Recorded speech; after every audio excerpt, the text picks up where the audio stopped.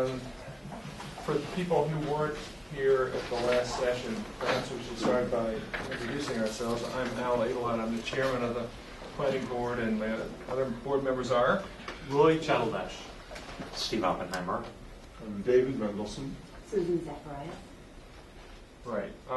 We continued the hearing because we were interested to get information in response to a letter from Jamie Medea concerning issues that the abutters had with the proposal. And there are two factors that I can see that the board has to take into consideration. The first factor is this a road? Is the paved way between the two parcels, 253 and its abutter, a road or a shared driveway? Because if it's a road, then the question arises, is the lot subject to setback provisions of the zoning bylaw? So is it a road? Has it been documented as a road? If it hasn't been documented, does that then exempt the property from the setback provisions? Those are questions. My feeling is that this board is not, under site plan review, authorized to make determinations on those questions, because our limits are at the site boundaries. But they are questions that have been raised, and someone needs to make a determination in order for this board to render a decision. Someone. I don't know who that is. You probably have an idea, but for us to go forward with any degree of confidence, we need to get a determination on that question. Can I be heard on that? Yeah. Sure. Jonathan White on behalf of the petitioners, the Wetterau's. Once it was raised, that issue was raised on September 24th, I started looking into it. And 2 weeks ago, I sent this board a letter walking the board through how, in my 30 years in Weston, that has been determined. So what we did is, I did a couple things. We tracked the changes in the zoning bylaw, and at least back to 1954, a street has been defined as a way shown on the official town map. Since I've been here, came here in 1980, an official town map has always been the zoning map for the town of Weston. So that's the first thing I did. The next thing I did is with the help of Noreen Stockman in the Board of Appeals, and then with Steve Fogg over at the town engineer's office, we went through as many zoning plans as we could find over the years, and I have other ones that aren't mentioned in that letter from 2 weeks ago. And I can say for the last 76 years, this whatever you call it, it's a way, and it's not. I would submit it's not a question whether it's a road or a shared driveway. You can call it a way or a road or a shared driveway, whatever it is. The issue has always been, is it shown on the official town map? And it never has been. And the thing I pointed out was as recently as when the Garrity's went for a variance to put an addition on their house in front of the Board of Appeals. This was not treated as a town street. It was treated as subject to sideline setback. So I looked into it.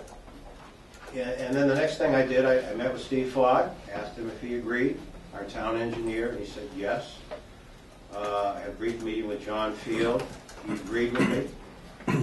I can't speak for Joe. I don't think he disagrees with me, but I don't think the issue is complicated. If someone says that it should be on the town map,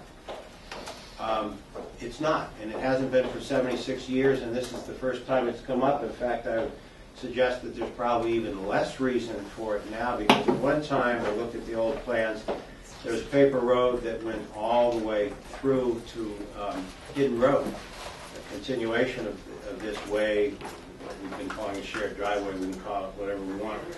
Through some deeds, that no longer can happen, but that's kind of irrelevant. It's just, it's not on the town map. And I haven't had a, John Fields, our zoning enforcement officer. I don't know who else we would go to, and I don't even know why it's an issue, Frank. Well, it's only an issue because it could have a serious impact on the proposal. I think what the board is looking for is, I mean, this is a great story, but what we're looking for is a determination on paper from somebody or some entity in authority that says, this is the situation, this is my determination, and then we can use that as the basis for our decision. Well, this was brought up for the first time a month ago. I took 2 weeks to look through the history, sent the board a letter 2 weeks ago. I guess I'd ask the board, have you obtained an opinion, pro or con, on my interpretation? We've done what we can. We can't. I mean, we're limited under site plan review to make determinations within the boundaries of the site. This is an off-site question. And so, if it's simple, Jonathan, just go to John Field and get him to write a letter. I can do that. I thought it had more teeth by submitting it to this board, and if you still had an issue, you would go to John Field. The only communication I have from John Field I received today, access to the dwellings at 253 Meadowbrook and Wetterau and 247 Meadowbrook, Gary, is not shown on the official map of the town. There you go. That says it's not shown. Yeah. Jonathan, we're not going to make a decision until we get something in writing from Field or someone in authority that says this is the situation, this is my determination, and these are the consequences. Well, I can show you the definition in the town zoning bylaw that says it has to be shown on the official map. Isn't that sufficient? Why is it a problem just to get an opinion? No, I will get it. It's just we have all these folks who are prepared to respond to the issues raised last time, and we can do that. I will get it. I'll have him take the next step. He'll do the same exercise that I did and say, and as a result, that means the following. But I would like to proceed with this unless there's some evidence to the contrary. It hasn't been on the town map for 76 years. Well, let me just say this, that the board can hear what you have to say, but based on the uncertainty that we have about that particular issue, you recognize we're going to continue it anyway. That is acceptable. If you feel that that's a hurdle that we have to get over, fine, we will solicit more in writing from John Fields. We thought the explanation was owed to you folks, but we will. But we would like the opportunity to go forward. Go ahead. Well, just in terms of defining a way, it's well defined in the Massachusetts subdivision control law. Subdivision control law states that a way is a way in terms of the town, accepting a street or at least accepting its use as a street, if it's shown on the official map at the time the subdivision control law was adopted. You're talking to the wrong guys. You really are. Well, the burden shouldn't be on us. That's well-established law, though. So we're in a position of trying to chase smoke. Well, no, all you get. All you have to do It is seems to me that if you get an opinion from the town's interpreter of the zoning bylaw, namely the building inspector, that he concurs with your opinion, then we're on solid ground. Okay, but you are the administrator of the subdivision control law in Weston. But in this case, we're engaged in site plan review, Rob. It's not a subdivision.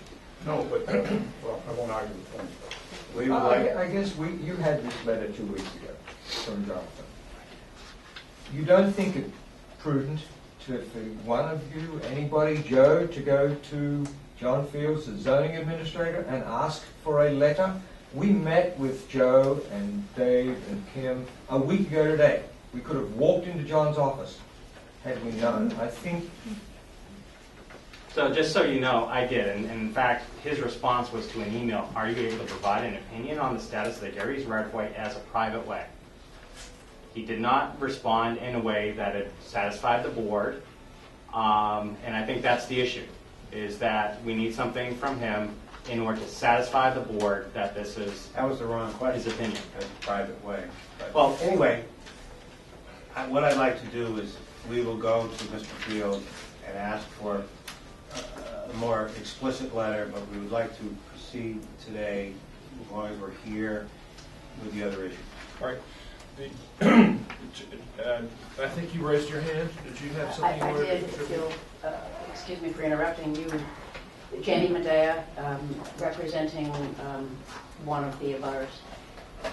You actually had 2 points that you said you wanted to make. One of them was this issue of resolving the roadway, so forgive me for interrupting. I know you have a second point that I'm very interested in. On this issue, respectfully, I think your clients may need more than for long-term resolution, more than just the question to the building inspector.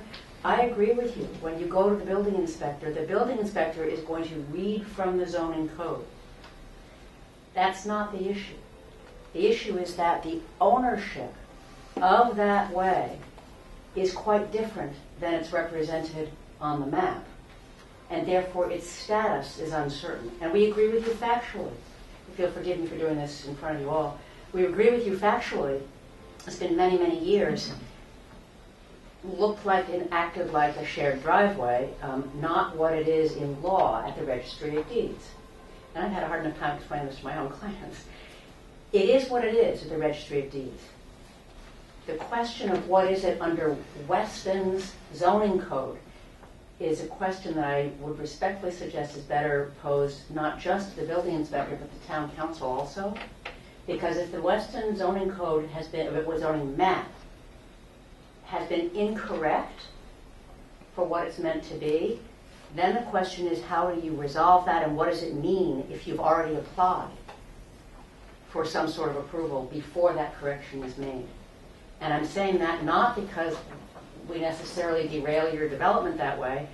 If it were to come out the way the law is on the Registry of Deeds, a variance is a possibility. I don't know the answer, but I'm suggesting I think you want more than just the building inspector, because I agree you'll get just what you said, but that's not the end of the inquiry. Could you just tell us what is on the deed? Sure. I've submitted the same records myself, and my understanding is the Weston Roads Trust has submitted more. I don't represent the Weston Roads Trust. Ironically, Mr. White represents the Weston Roads Trust. But the Weston Roads Trust tells me that they own, when I look at the deeds, they own that We do not dispute Hard that area. the Weston Roads Trust owns the first part of that Yeah. way. I don't think there's a dispute over Has no those impact on the facts. status of this way. The only dispute is really what does Weston intend its law to mean in the zoning code? What does that mean? If it's meant to be a free form, if it has the look and feel of something, then it's okay. It's not a setback. Or does it mean hard and fast if it's a street or a way owned by a private entity, then it shall be? That's not my job, or yours. I just suggest town council. There's no dispute though over who owns it. There is a dispute over the records say 21 Hidden Road that has access there. It doesn't. There is no 21 Hidden Road access. When you look at the Weston zoning map, it currently shows on the map 21 Hidden Road, but that's not the properties that it serves, and that's not where the ownership is. So there's a dispute over what it shows as on the map, but not of ownership. Disagree? Say all you want. It's either on the official map, town of Weston, or it's not. But let's go beyond it. We will solicit opinion. If Mr. Field has any concerns, he will solicit an opinion from town council. Yeah, and then we feel we have solid ground to make a decision. The other issue that we have is that usually we have more time to review things than we do now. That is, a lot of information has come in yesterday and today, even today, for the hearing tonight. So there's been no chance to vet what's been submitted. So we're looking at this raw. We don't like to do that. You sent an email earlier, Jonathan, saying that you've been working with Joe and our consultants, and there was some verbal communication, but nothing takes the place of documentation, as you know. And it would have been helpful to have received this information in a more timely fashion. Have you heard of Yeah. You know, it's been my experience with the board that you know, what you look at is plans and oral presentation. This is a very rare submission for me, not for Board of Appeals. I do a lot of stuff like this, but my experience has been with a submission like this, that you are probably the busiest board in this town. You folks generally, when I've gotten them in advance to the board, they haven't had a chance to read it, and my client says to me, why did you bill me for that? So the intention of this team was to respond orally to the points that Ms. Medija, I'm butchering the last Call me name. Jamie. Jamie or Ms. Buchanan, how's that? That'll be easier for me. I'll fill you in. Our intent was with Jamie was to respond orally, and we met last Tuesday with Joe and the team, and they very helpfully suggested, well, why don't you put it in writing? And so I started the writing. I needed input from Metro West. I needed input from Lombardi, and you have the result of that. But there's no new submissions here except for three additional trees.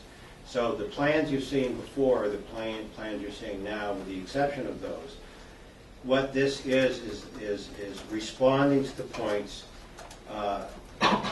raised, a month ago. And we were talking about this, if you would like, because we would like, you've got the time to just walk you through it. You've got the time. The alternative, we're willing to withdraw this and say, fine, we didn't submit a written submission. But I think it's helpful, but the thing to remember is we're not throwing new material at you. We're just responding to points raised. So we'd like to either walk you through, and you can follow on that because we follow on the same format as Jamie's letter, or we'll respectfully withdraw it, treat it like it never came across your doorstep, and we'll do the same thing. We'll respond. Well, my sense is that you can, the boards, if you want to go through the process, the board would go through the process, but that, again, we'll probably want to... We know we're coming back regardless. Yeah, you're coming back. So I just wanted to make that clear up front, that, that this isn't the we're not walking out of here tonight with a closed public hearing. I understand that. Okay. Yeah, that's, if you want to do that, then you're free to do that. We won't stop you from doing that. Well, I appreciate it. And I won't take the time to introduce the team. There's a lot of people. I'll just ask them to step up when we hit an area that they're talking about. The only lead-in I would say is after the meeting with the board a month ago, we met with the Garrity's and discussed not all of the issues in the letter. I think we discussed three of the issues, one of which we kind of left there, which was the shared road. We really didn't spend any time on that. We discussed screening and the safety of the shared driveway, by memory. But we're going to address everything. We're going to address everything in the letter. So, the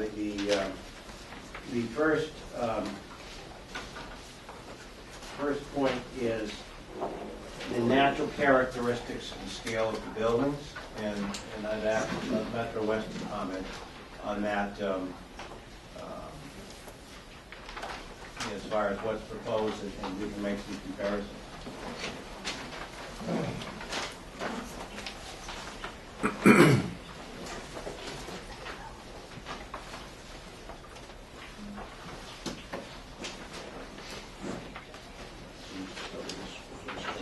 So if I understand correctly, what you're going to be presenting, Rob, is not actually in your written document, right? Yes, it is. We're just gonna go point by point. Is Yeah, it just gonna go, attached? just gonna go point by point. Oh, well, we do have a plan that isn't in the book. Well, that's the existing plan right there. This is it. I just put the existing plan up just to make the point that over 40% of the lot is not being disturbed on this. All the green areas remains, which includes heavy buffers along the front and the rear, along Hidden Road and Meadowbrook Road. And that 40% value compares pretty favorably with a lot of other projects that I've worked on that's come to the board for RGFA approval. So it's 40% is being left in the natural state, and I think that's pretty consistent with many of the other projects that we've obtained approval for. Joey's just going to give you a handout, and your eyes are going to be. A little small, but I've increased as far as the percentage goes. And that's just buttressing. Your eyes are going That's to be fine better with than me. mine to read that.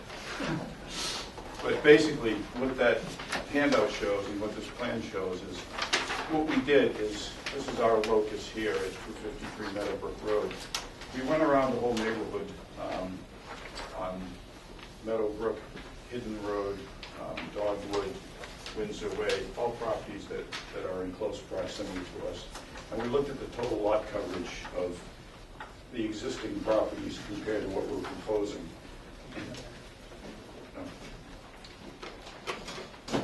And the lot coverage on the proposed development is 16%, total impervious area, buildings and driveways. The average for the entire neighborhood is 16%, so we're exactly in line with the neighborhood. And there are properties in the neighborhood that go as high as 22%, 21% lot coverage. The Garrys, in fact, is at 18% lot coverage on their lot. So it's not out of scale or character with the other residences that are in the neighborhood.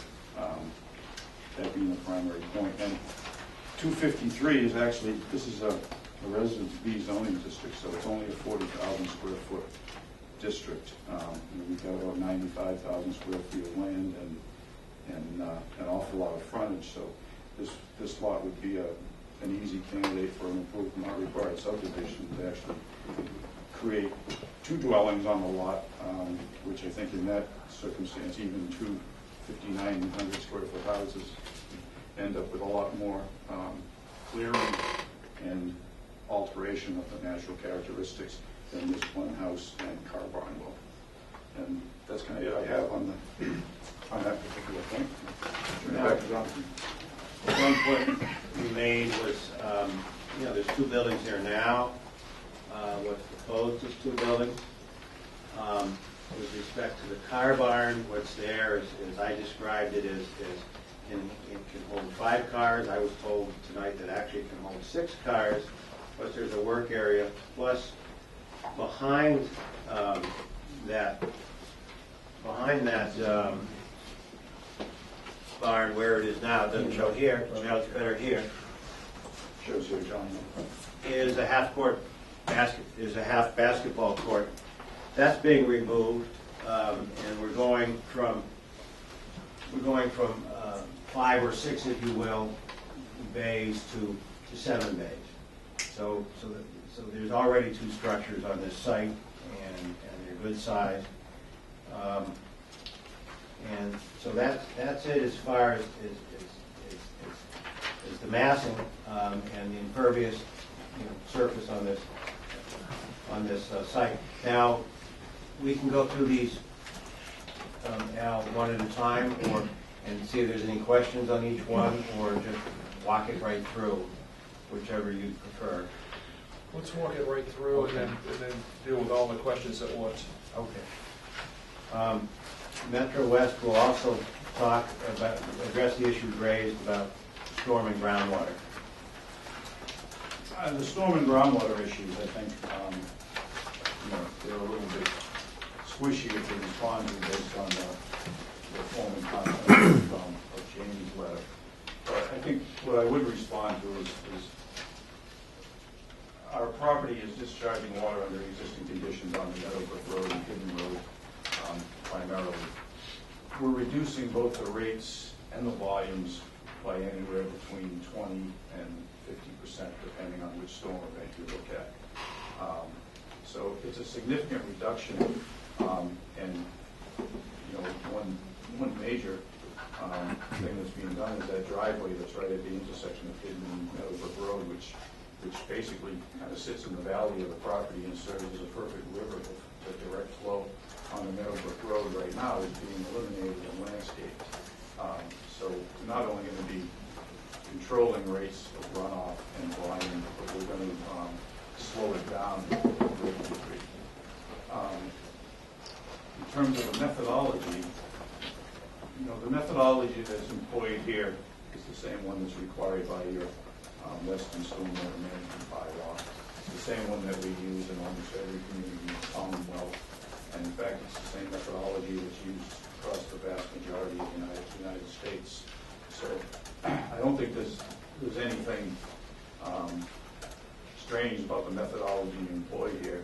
It's the tried and true system that we've used successfully on dozens and dozens of projects in Weston. I don't recall, at least on any of my projects, there being problems. And I do think when there are problems with the methodology, it's typically one of two factors.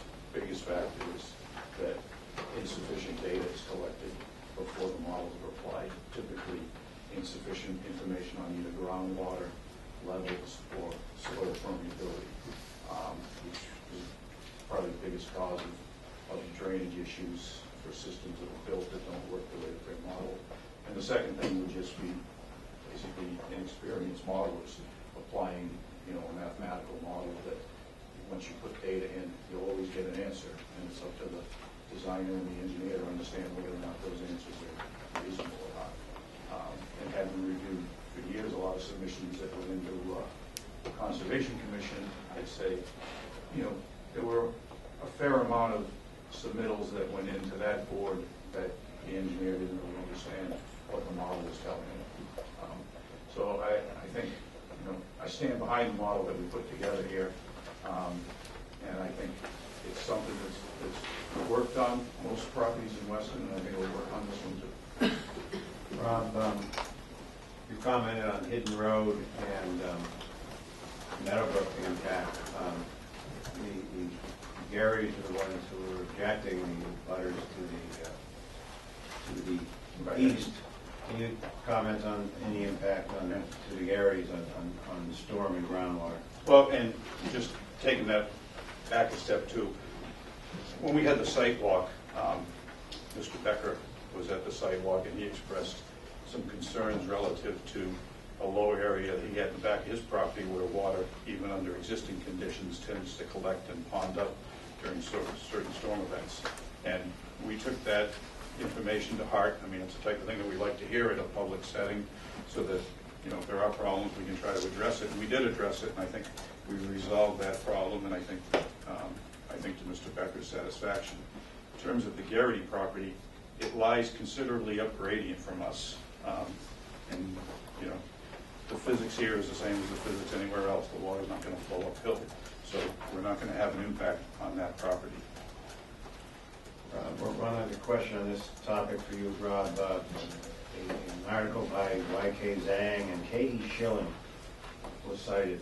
Yeah, I did read the article, typical professorial article that would be prepared as part of a research project for, in this case, Iowa State University. I don't think that article was particularly applicable to this project in that it was comparing completely bare ground watersheds to heavily grassed watersheds with the intent of looking at groundwater levels, soil moisture levels, and ultimately transport of undesirable constituents within the groundwater levels. So it was not really trying to look at anything that's even analogous to the project in this particular case. So I don't think that was an article that was particularly well suited for, you know, the usual argument against this type of hydrologic modeling approach. Rob, I'm going to do something I'm not supposed to do as an attorney. I'm not positive the answer here, but am I correct to remember that beyond civil engineering, you have some additional background in hydrology? I have a graduate degree in hydrology and hydraulic engineering. The last thing I would suggest, raise of the storm and groundwater, it was suggested that we have a peer review of Metro West's study, and I'd suggest that Wetterau's and what they paid to the town have already paid for a peer review by Judith Nitch in the form of David Conway has reviewed Metro West's findings. And if the Garys have a study, I'm not aware of it, but if any other study should be forthcoming, it will be from there. Wetterau's have already paid for 2 studies on this project. Next is tree retention and detailed landscape plan. Rob Colorado will speak to that. Greg Lombardi is here also.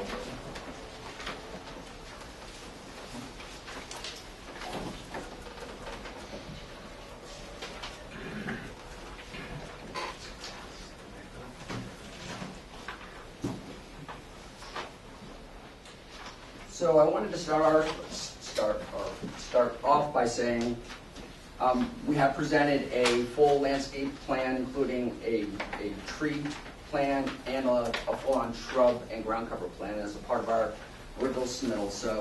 So a detailed landscape plan was submitted. Within that plan, we were proposing 42 trees for removal, and proposing an additional 53 trees for installation. Included in that is an additional 11 trees that we found on the site that we were basically stockpiling and utilizing as a part of a transplant strategy for some of the more significant trees on site. What I'd like to do is focus more on this section of the property here, and I actually have a blow-up of those areas.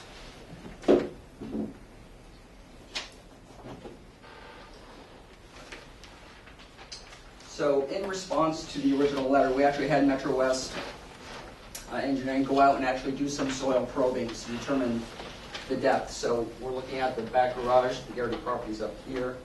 There's our private way right here. We had them go through and basically take and Joey, if you want to describe, a 5-foot piece of rebar, hammer it into the ground and look for refusals or the bar stopping. They did it in 14 different areas. They're outlined throughout here. And almost all of them gave us no refusals by 3 feet. So when we look at soil depths of planting, it's a very positive result. So we're happy with that. We also took a look at Henry Davis's letter that was provided by the Neighbors Council as well.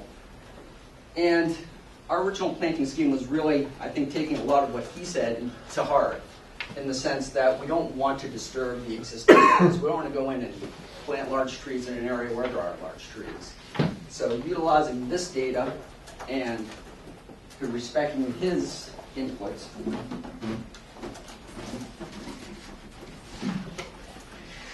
came up with a revised plan that we think would satisfy the screening as best as we think possible. One of the big moves here is that there is a large, approximately 32-foot hemlock on site, 20 feet at the base, and obviously dissipates as it goes up, but is an excellent candidate for transplant.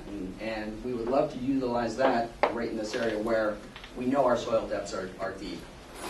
We've also added a 20-foot hemlock, an 18 and a 16-footer as well. And these are all on the perimeter. So when we look at the existing trees throughout this area, we don't want to affect those. We want to stay away from those root zones as best as possible. We also had Bartlett tree experts, certified arborists, come out, walk the site with us, and give us their recommendations on how to plant, give us recommendations on pre-construction treatments, post-construction treatments, and also basically fertilizations and things like that. So we have all that. We feel this is a really nice approach. And the last piece I have here, this is a blow-up section that is looking from the Garrity property.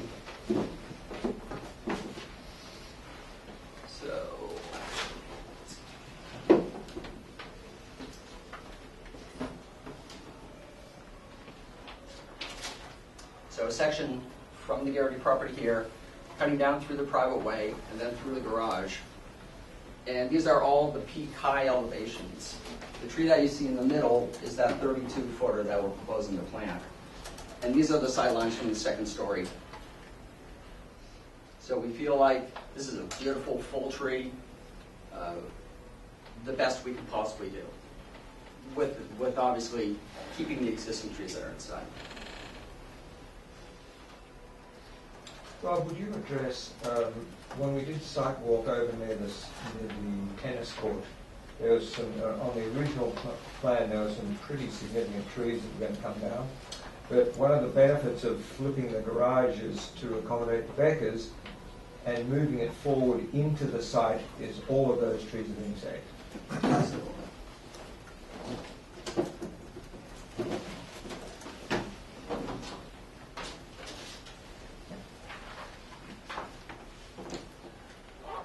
So our original proposal had our driveway coming in up higher and taking on a number of large trees in here. I think there's approximately 13 additional trees we were taking out in response to Mr. Becker's concerns in regards to the view of the car barn. We flipped and then brought the driveway in close, and it really gave us the ability to retain all the existing screen along that property line. It was really beneficial. Any other questions? One thing I'd like to leave with the board, I'm not going to spend any time on it, but I'll give you the background on it. There's some general discussion about screening here. Yesterday and today, my office went and took pictures of every house on Meadowbrook that was built in the last, since 1990. And what we've done is, so these are obviously very current, and I'm not expecting you to study them. I'll leave them with the planning board to the extent they're interested. But what we found in the marks, red, there's three marks here indicating we're subject to site plan approval. One is under construction, the other two, 60 Meadowbrook and 70 Meadowbrook are built. 70 Meadowbrook, I think, was built about 10 or 11 years ago. So that's what they've got after 10 or 11 years for screening. The main point we wanted to make is that with respect to screening, the screening on this project, a view from Meadowbrook is the only one that we could conceive of that would be the same or maybe more, maybe less, is 180 Meadowbrook Road. Oh, if you look at it, the yellow marks indicate projects that had to go in front of the Board of Appeals. Many of these lots do not have sufficient frontage. That's much more common problem than area. So for what it's worth, I will leave this with the board, but the thing I hope you come away with is this is one heavily screened property. Frankly, both from Meadowbrook Road and we've got some very aggressive screening for the Garrities. And this board actually really depicts that really well. The amount of existing screening on Meadowbrook is just, we've got a 50-plus foot buffer, which we're not touching at all. And what are the bright green trees on there? Are those new trees? The Or? bright green ones that you see are illustrating the new trees there that would be located there. Does that have the 4 new hemlocks? It does indeed.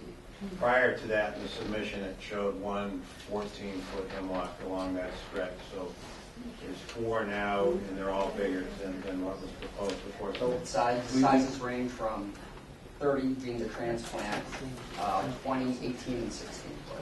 So from that meeting, we did hear the concern that they wanted us to work harder at screening the Gary's view from the Wetterau.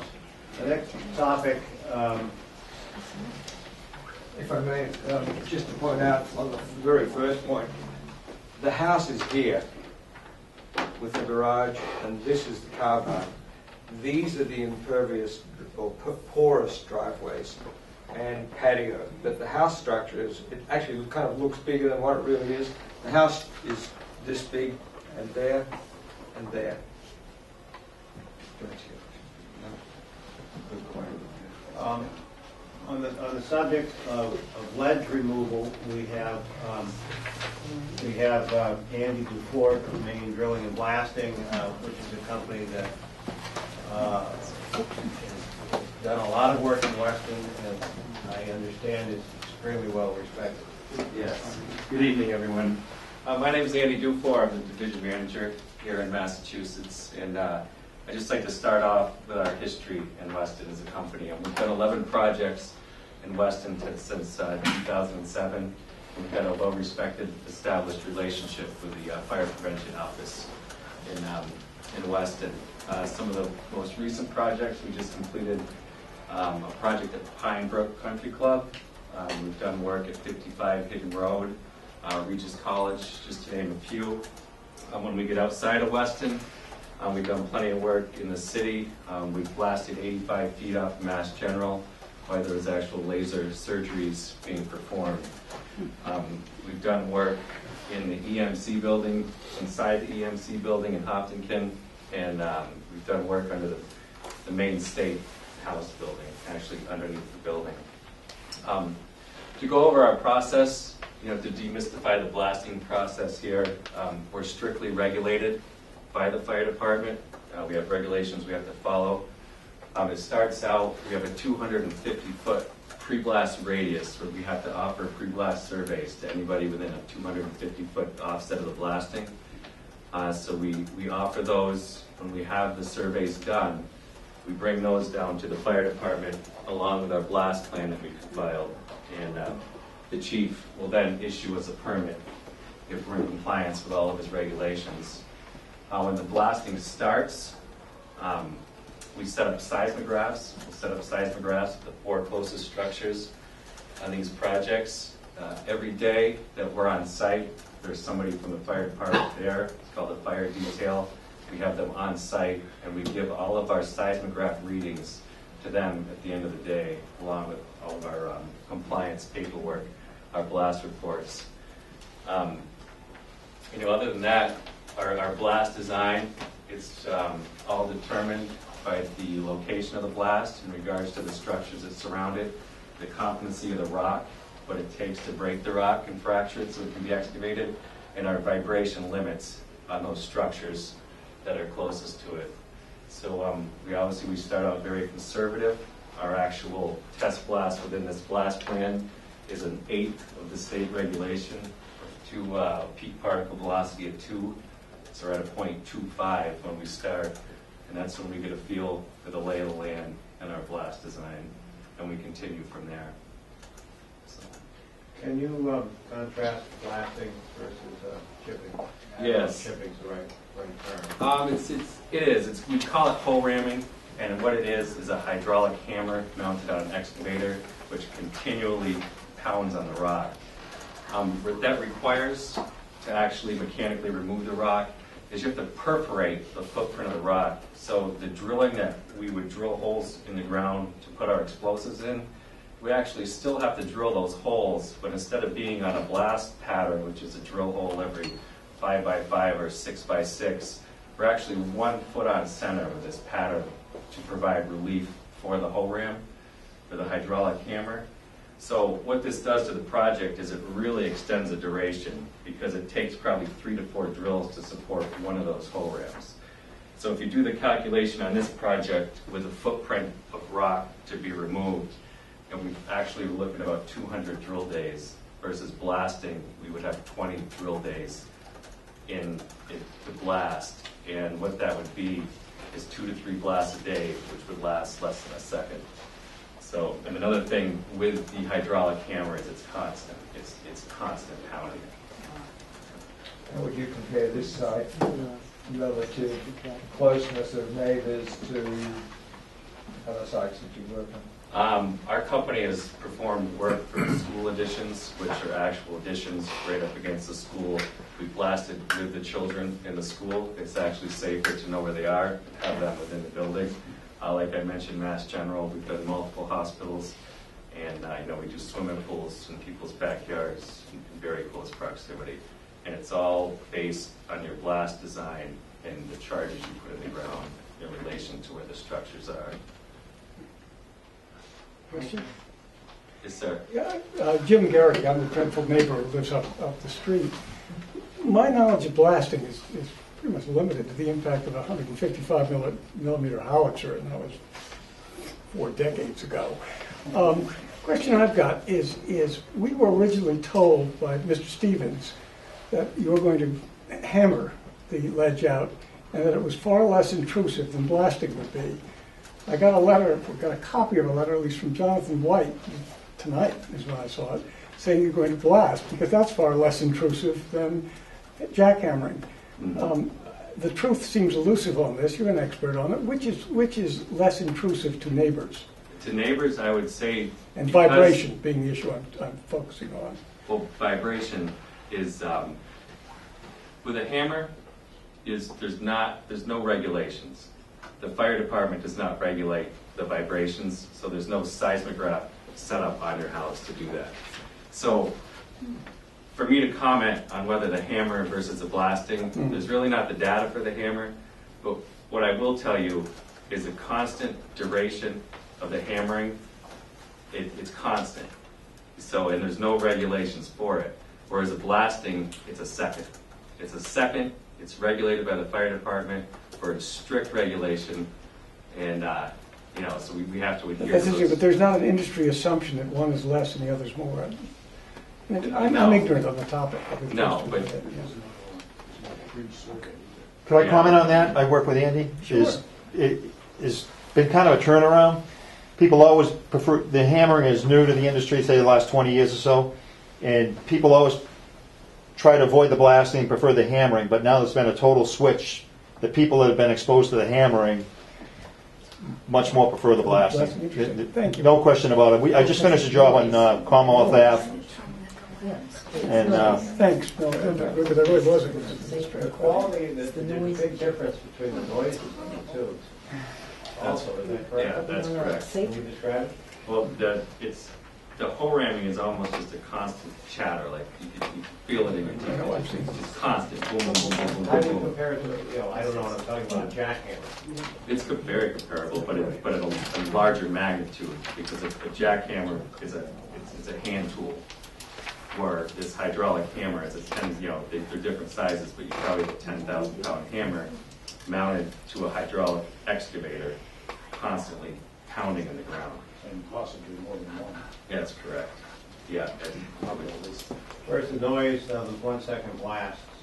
What's that noise like? I can't describe it. They blasted beside my house, but I'll let you describe it. Yeah, it's a lot less. It's a lot less of a startle than a thunder. It's much less than that. Well, the pitch is much lower. So Yeah. It's a fuzz. It's not. That's what I was thinking. Yeah. Yeah. People sometimes say, as if a dumpster got dropped off. Yeah. And Brian, you've been in the industry. What would you say? yeah, most people, the reaction is anticlimactic. It's not what they expected. Yeah. Especially in this area where we are very limited by the surrounding structures, it's very anticlimactic. I mean, people come out and they look at it and usually the reaction we get is that, that's. I'm Dan Quinn. I live at 243 Meadowbrook Road, which is just to the east side of the Garrity's, or 2 doors down from the property. But my question is, if you have to put in these seismographs and that sort of thing, then there must be a reason for that. Is there cracking that's in homes that have It's come from the U.S. Bureau of Mines, is where all these regulations have come from, and it does come from that back, over history, where people have had cracking in their foundations. They've done all sorts of research on it, and the 2 inches per second that we're controlled by is actually designed for horsehair and plaster. That's when horsehair and plaster would, crumble or crack. So that's the regulation that we have to abide by. So it does come, from history, from what the U.S. Bureau of Mines has dictated. So we're talking about an 1/8 of what horsehair and plaster would crack at. Our test blast is an 1/8 of that. Do you go into neighbors' homes and take pictures of pre-pictures? Absolutely. Within 250 feet, the pre-blast survey entails you'll be contacted by somebody in our safety department, and they would come meet you at your home, and they would document the pre-existing conditions or the existing conditions of your home, with video. And over how many days will this be occurring, and how many blasts? It would be about 20 days for 2 to 3 blasts a day. And the reason there's 2 to 3 is because they have to be so small to control the vibrations. And these will be consecutive days, or? Yeah, work days. Yeah. It will be governed by what the fire chief puts in our permit, which is typically 8 to 4. Versus the other way? Yeah, the other way, there's no regulation. Duration 200 days. Jesus. It all comes down to the drilling. And you'd have multiple drills on the site versus the one you'll have with blasting. Is it possible that you don't know exactly what will happen when you blast? No, I know when you blasted at Meadowbrook School, our foundation cracked and our sewer pipe cracked during the blasting, and we are outside of the 250 feet that you have to survey. At the school it cracked, or? No, at our house, which is outside of your zone, because we're on the same ledge, and it just traveled right along the ledge, and there's no recourse for me because the state law is written to No, you can go down to the fire department and file a blasting complaint. Yeah, and we have to respond to that. And you said, screw you.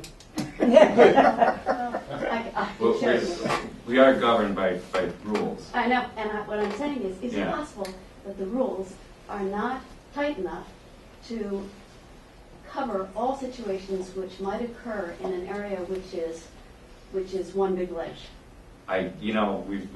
We perform blasts every day, multiple blasts from the tip of Maine down to Virginia, and Yeah, and as far as you're concerned, it didn't happen at my house. no, that's not what I'm saying, man. But your question is very open and general. I'm asking whether there is certainty about what will happen. Anything is possible, but the reason the regulations are put in place and the reason we have to adhere to those regulations is to minimize, what you're saying. Where are you relative to the 250 feet? Oh, I don't think this is going to. Oh, you're not on this map? Much further, but I'm suggesting. So we can't hurt you again? No, but I'm suggesting that your ability to predict what you might hurt is not perfect. Oh, we do everything in our power to predict that, and that's why we start what we call with a test blast, a very conservative blast to judge, to get all of our seismic readings and to do all of our math to make sure our calculations throughout the project were in compliance with all the regulations that are put forth. Hi, I'm John Becker, 21 Hidden Road. We're in above the L shape, the gray. Yeah. We're on the same ledge that you're going to be blasting. The basement doesn't exist. It's a crawl space. It's solid rock. What are you going to do in our house to sort of determine what the blast should be? Well, we're going to put a seismograph at your house. then you're going to pop off something, and you're going to go, oh, don't you figure No, out we're what the gonna- rock is first? No, we figured the calculations are done from the distance from your house. Yeah. So we have calculations that we do to predict the vibrations at your house. And knowing what the rock structure is. We typically, Do you know job what we the rock typically structure blast is? where this rock structure here versus here, any job site we go to, that formation's gonna, be the same. So how far away would you live from the site? What was the distance? Neighbors. He's Neighbors, right within- there, that L shape, right there. He's within the 250. So what we would do is, we measure the distance to your house, Yeah. and there's equations that the blaster would do, and he would determine a power factor. He could use how many pounds, he would know exactly how much vibration he's gonna cause. And the state of Mass, the study Andy was talking about was a Bureau of Mine study done in 1967, and the government actually built a town near a mine, and the horsehair plaster actually cracks at 4 inches per second. The state of Mass says you only have 2 inches per second. So our designs would probably, the initial design we're going to do for the test blast is 0.25 inches per second. So we're going to be 8 times below. Is that typical? What you do Yeah, in and start off Weston? with very conservative, and we're going to get what we call a K factor.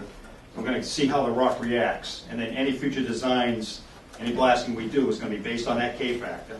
So we're always going to know, before we load a hole or drill a hole, we're going to know exactly how much vibration we're going to cause at your house. So we're going to do an extensive pre-blast survey. Every bit of damage is going to be documented in your house. And when the job is, Okay. yeah, But those, before we start. those calculations are in our blast plan too. There's a story from our next door neighbor from previous, is that there's a pool in the house, which is no longer have water in it, because there was some blasting was done that cracked the pipe and emptied the pool. So I'm just saying this is delicate. We're not on glacial tilt. We're not in a situation where there's an awful lot of structural fill between the houses. We're like on the same steel beam that you're going to be blasting on. So I just want you to know that, because this isn't typical. I'm an architect. I know it's not typical. Please be careful. And frankly, I can't imagine it taking 200 days to hoe ram, because this rock is not. It's not granite in New Hampshire. Exactly right. And I'm surprised that there's no alternative here in terms of hoe ramming. In the neighborhood, we've lived through hoe ramming. We've lived through. It sounds like a mine down the street from us, and I don't know how the neighbors put up with it. But this is not a big project in terms of the amount of rock that has to be removed. So, and I would think hoe ramming would not necessarily do the same thing as a blast to our house. So I'm asking, for an answer as to how you might go about this a little bit differently, knowing that it's the same ledge. It's the same ledge. I understand that, sir, but we really, it all boils down to what Brian just said and what I've said. It's all based on the calculations. It's the same ledge, so if we have to determine, this is what Brian said, the K factor, how the vibrations move through the rock. And our test blast for that 8 times the state regulation is based on a very conservative K factor, meaning we basically assume the worst case scenario. So once we dial that in, we're starting very conservative to make sure we're in compliance and not causing damage to anybody's homes. And that's what we're going to do. Not to belabor this, but what is going to happen the first day you do your test blast? Do you then come running up to our house and take a look? Well, we could do that. And we could meet with you. We'll get our House was built in 1953. It's got plaster in it. It's not drywall. It's plaster. So the horsehair probably would have made it better. Yeah. But it's just plaster. Yeah. All right. But we will. We'll have a seismograph on your house, so we'll have to go retrieve the seismograph. Okay. And at that point, if you'd like an inspection of your home, we will want. Does your blast plan indicate that you'll notify everyone in the area, give them notice well in advance of the commencement of any blasting? Any project we do, if somebody would like to be notified before the blast, we'll put them on a calling list or email, whatever works. We'll assume that. Would you hear it from inside a house 100 feet away? Oh, yeah. the house will shake. Would you hear it? You would hear it. You would hear it, yeah. The whole house will shake. The human body is really susceptible to motion. You're going to hear it. You're going to feel it. We're not going to lie to you. If you had a pothole in front of your truck and say a cement truck went over it, would be 0.05 inches per second of ground movement, and you could feel a little thump. And just like you would feel you would hear the whole ram, and you would feel it in your house, a couple hundred feet away, no doubt. Can I just ask, how much material are you taking out? What quantity of rock? We need to get more, we need to figure out how much dirt's on top of the rock to further determine. But you had some pretty precise estimates of time for blasting versus And it's more, that's more based on a square footage, how many holes we have to drill. Yeah. So, I go back to the question about 200 days with a whole ram. That would be worst. Yeah, that would be worst case. How much material are you taking out? You know, I mean, and I think that might have an more accurate determination of what the volume is, might help make the decision about which would be more acceptable. Would you rather, with the neighbors, would they rather listen to the hammering, or would they rather deal with the risks of the blasting? There's some parts of the project that lend itself to whole ram. And what you were talking about, the 200 days is a worst case.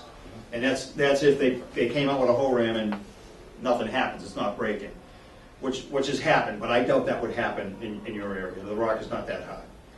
But there is some deep cuts in the house area that once you get through the first 3 or 4 or 5 feet layers of the ledge, then the rock gets harder, and then the returns from the whole ram get less and less and less. And that's what extends that project out. So if people are really stubborn and they say, we're going to whole ram no matter what, once they get into that rock, it just is not going to break. I mean, it literally could take 200 days if that's all you were going to do.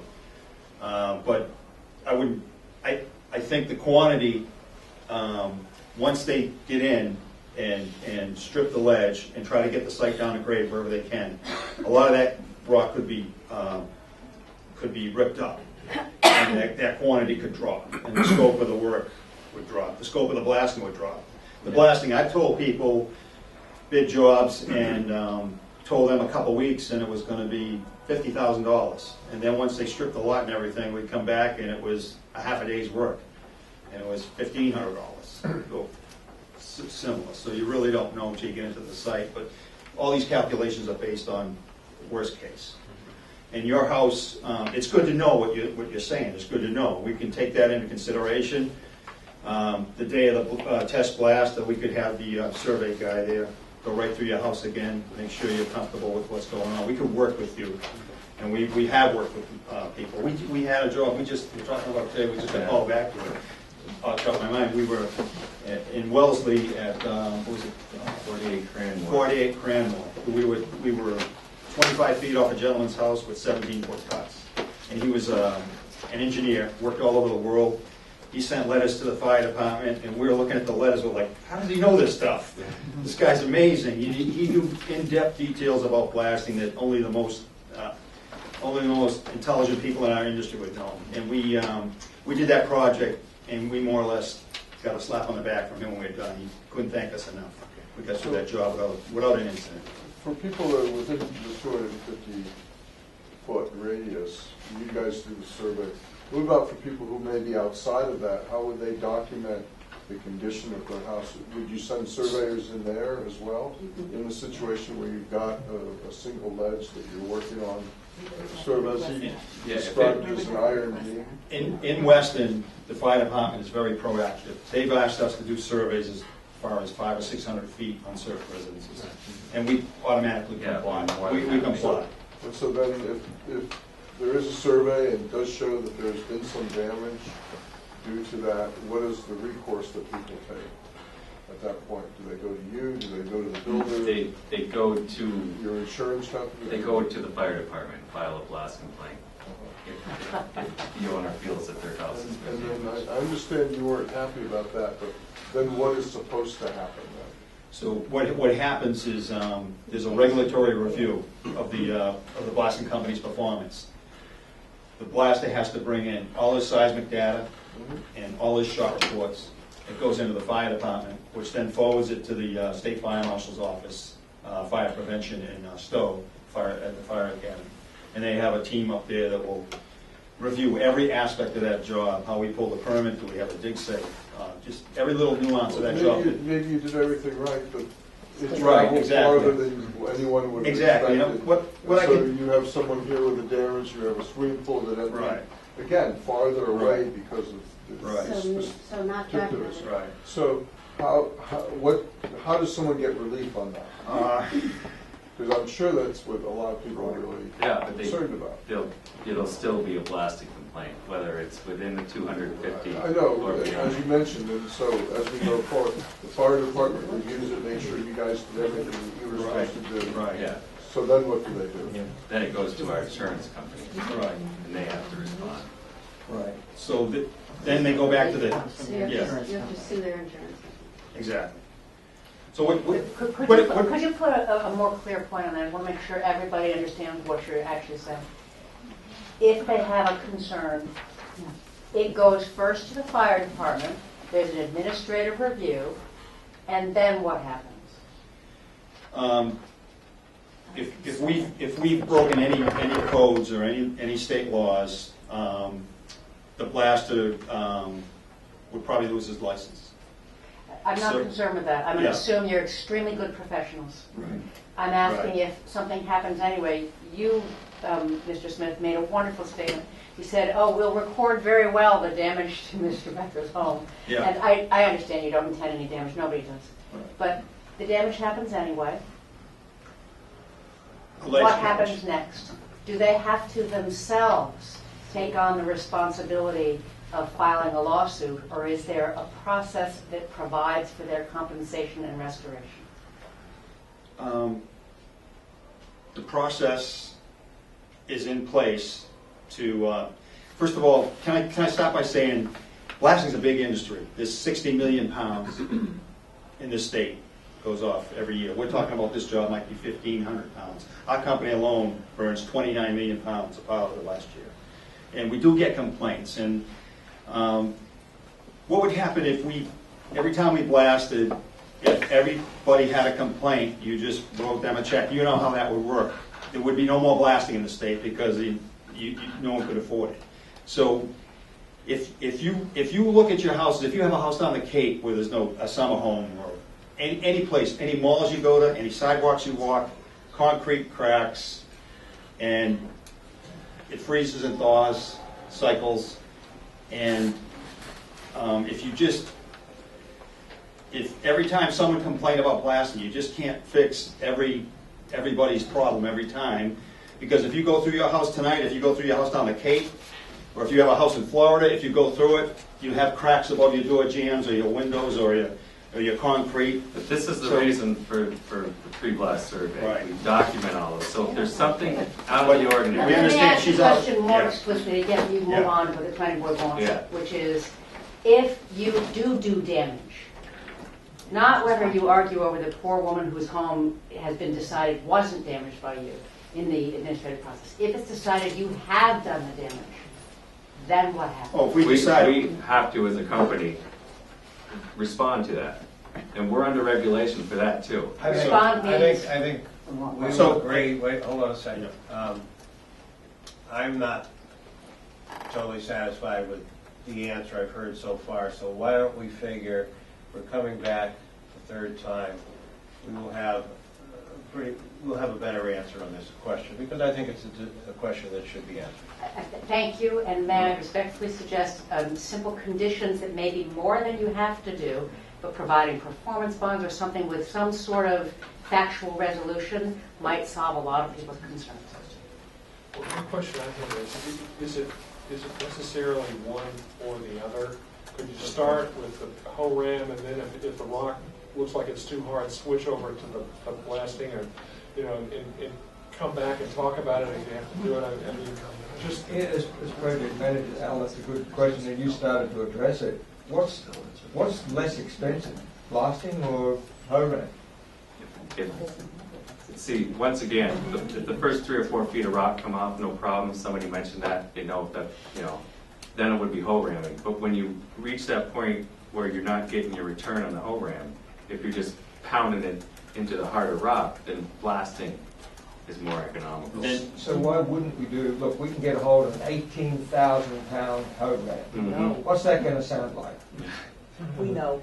Yeah. You know, right? We've heard you in Rolling Lane. The Commonwealth Ave job is a good example. Is we were held up by the MWRA. There was two 6-foot aqueducts, critical water supply to Boston, and we didn't recognize they were there. So the job got held up until we got a blast plan approved by the MWRA.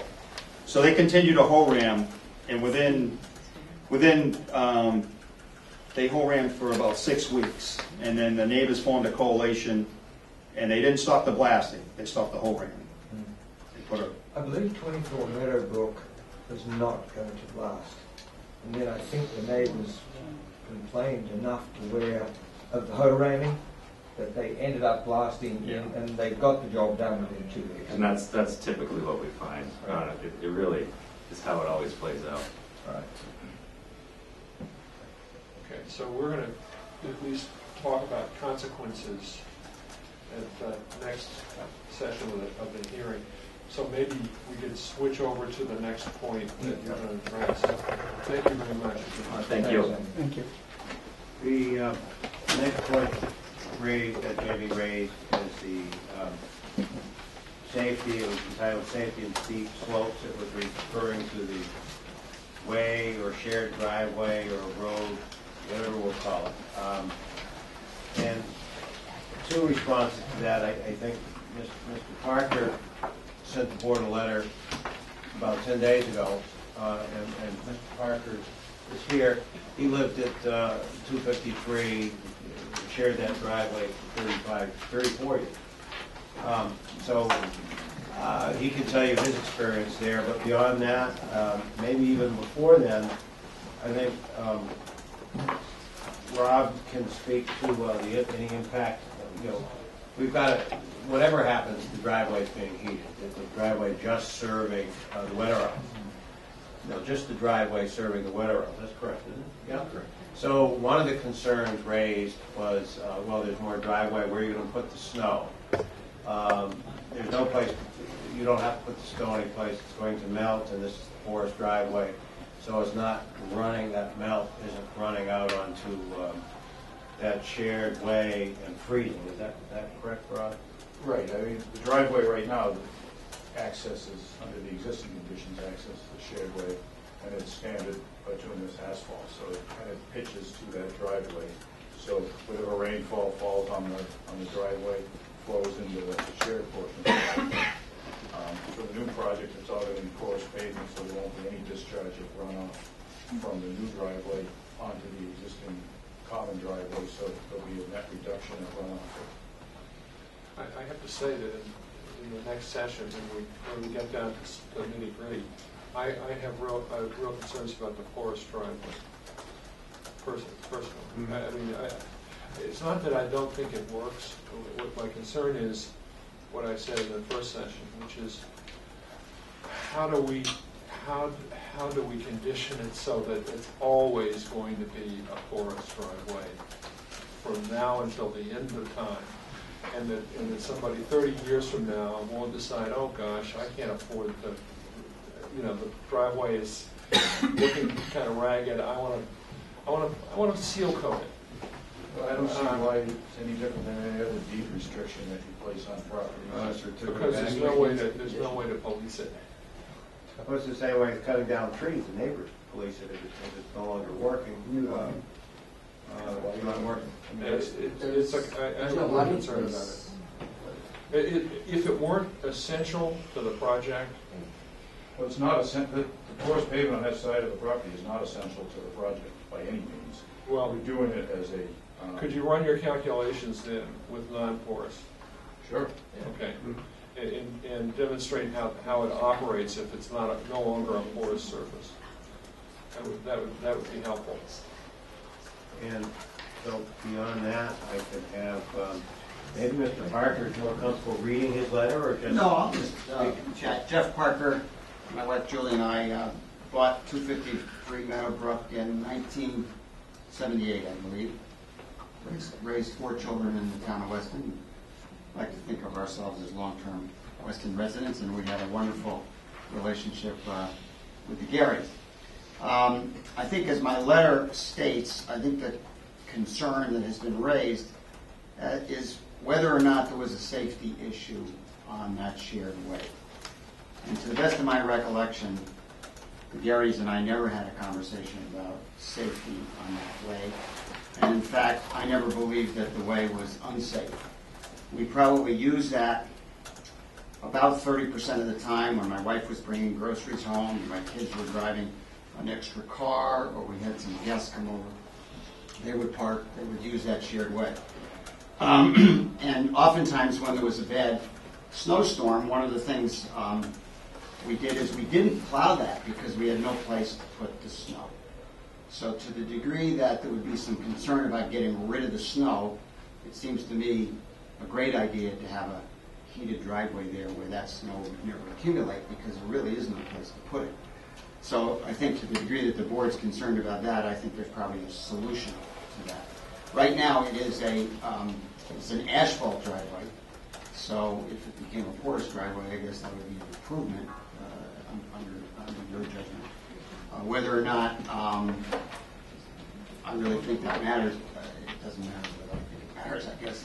I don't think it does matter. I think the fact that that was a heated driveway, heated section where the snow wouldn't accumulate, that would probably be enough to not have snow concerns. To the degree that we had any safety issues, I can't remember, frankly, ever having a conversation about that. My kids use that all the time. My wife uses it all the time. I think the Garys and I did talk about trees up in that area and some making sure that there was a good barrier. A couple of times we talked about that. I think the Beckers and I talked about some access at one point. There was a conversation about that, but never any concerns about safety. You ever have an accident? Never. Anyone in the family? No. And my understanding is the road trust plowed it? They did. Road Trust did plow it. They didn't have a lot of places to put the snow. I guess they must have put it on the golf course down at the bottom for the road. They didn't actually plow our parking area there, which handled a couple of cars. My wife would argue that the main driveway was significantly more of a concern than that back driveway ever. And I think it was brought up earlier that that front driveway did have sort of a valley in it, which did get fairly icy once in a while, but I never had a concern about the I saw in your letter you mentioned that it was tough backing out onto the shared way. It was. That was the one issue you had to be careful about, because if you were parked faced in toward the house and then you backed out, the thing you did have to be careful about is if someone was coming down that driveway at the same time. But again, I don't think that was ever. And we pointed out that that's danger is removed. Now there's the ability to turn around. Right. That's all we have to say on the shared way. Next point, very briefly, is Metro Weston talking about parking during and post-construction. Just want to clarify one thing that you said. You said that the road trust did maintain that road? The road trust plowed that road. Right. When they plowed Meadowbrook, they plowed that road. Because they consider their owner, they own it or something? I don't know. I can't speak to that. It is part of the road trust. There's no dispute. It's all right. And the roads trust plows it and sands it and salts it.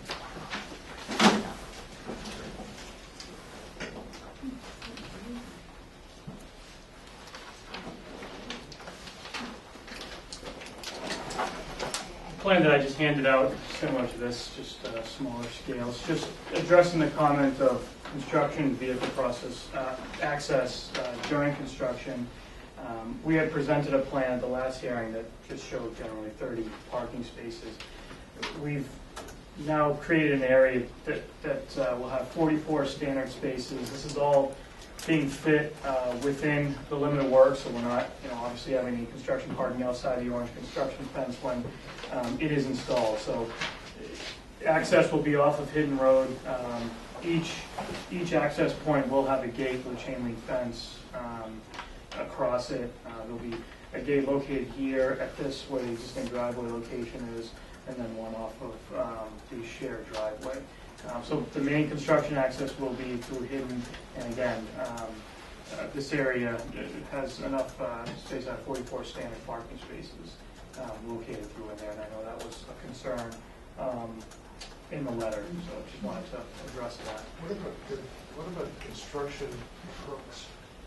People hauling materials onto the site and getting off? I think this was going to be the same access point into the site, I believe. There's no place for them to turn around. We've got access from the existing driveway as well, and that's not even included in the parking plan at all. There's enough parking and mobility area there to park another 8 to 10 cars. What our thought was, though, was to do a crush rock joint addition between the existing driveway and the new driveway, so that it actually would become a circular situation. So you don't need to you don't need to get stuck on site. You might want to talk about the fact that the existing garage or car barn is going to stay in place as a construction office building it. Correct. Could you, I'm sorry, could you point that out and how you build the intended car barn?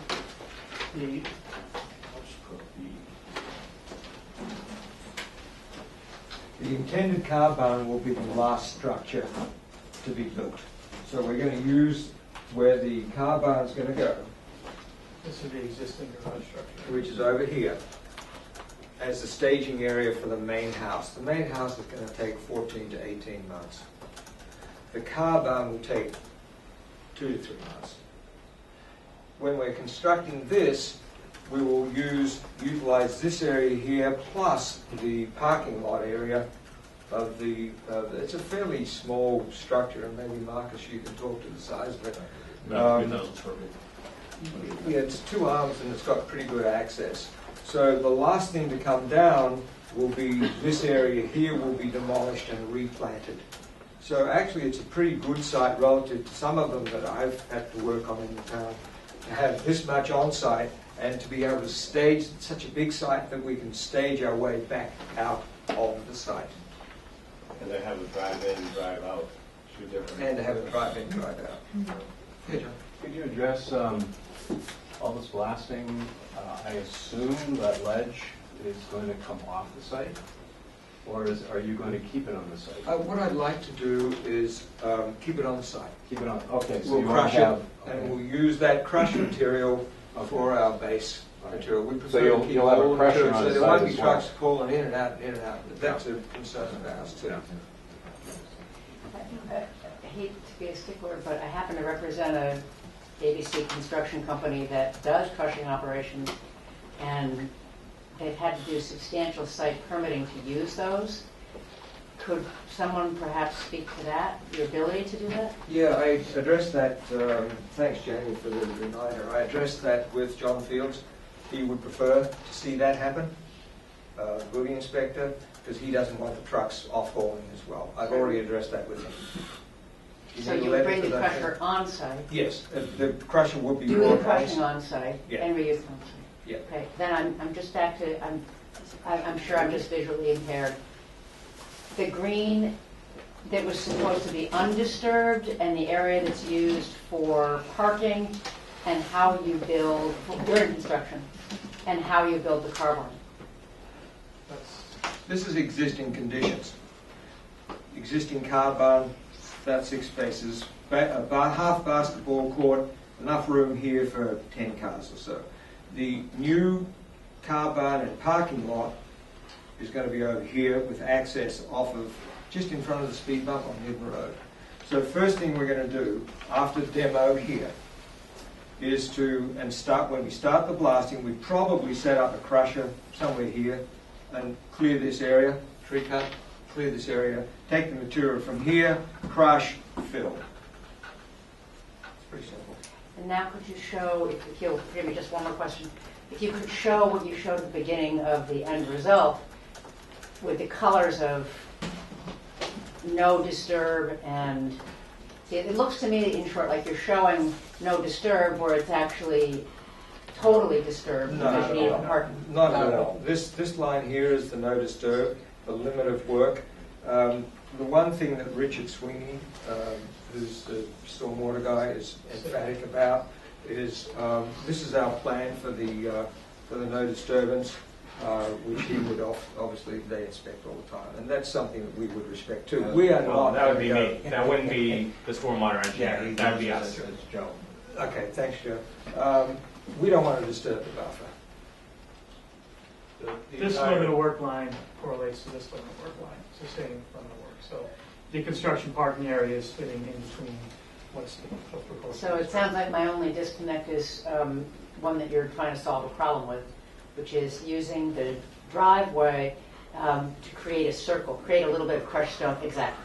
Right, your hope is that you'll use that to prevent needing to use the roadway. Yeah, there's an existing, half of the area is hard material anyway. We're talking about 50 feet I hear you. of crushed rock material.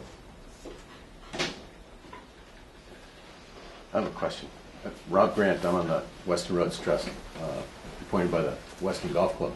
And our problem is the parking. So you're saying all of the trucks, cars, everything will be parked on the property, never on the road. Is that right? We think there's more parking on this site than most of the sites around Weston. Our goal would be to have all of the subs park on site. Yeah, the certificate of action by the If I planning can board just say, will say we always require all construction vehicles to park on site. Matt, That's maybe a you can standard comment, maybe condition. the board can comment on this, at least in my experience, this is one of the biggest parking areas I've seen, and a lot of them don't have this circular flow. Well, I can appreciate that your goal is to have them all park on site. Our goal is to have them all park on site. It's a condition. It'll be a condition in our decision. Perfect. If they're out in the street, you get to call the building inspector, the enforcement officer, and Joe will hear it. And they're very quick to get off the street. Are there any other remedies? Satellite parking? Flat tires. That's aggressive. That's overly aggressive. Tow trucks? Now, in my experience. Can we have a tow truck on? In my experience, I have not seen more parking spaces on site than are provided for this plan.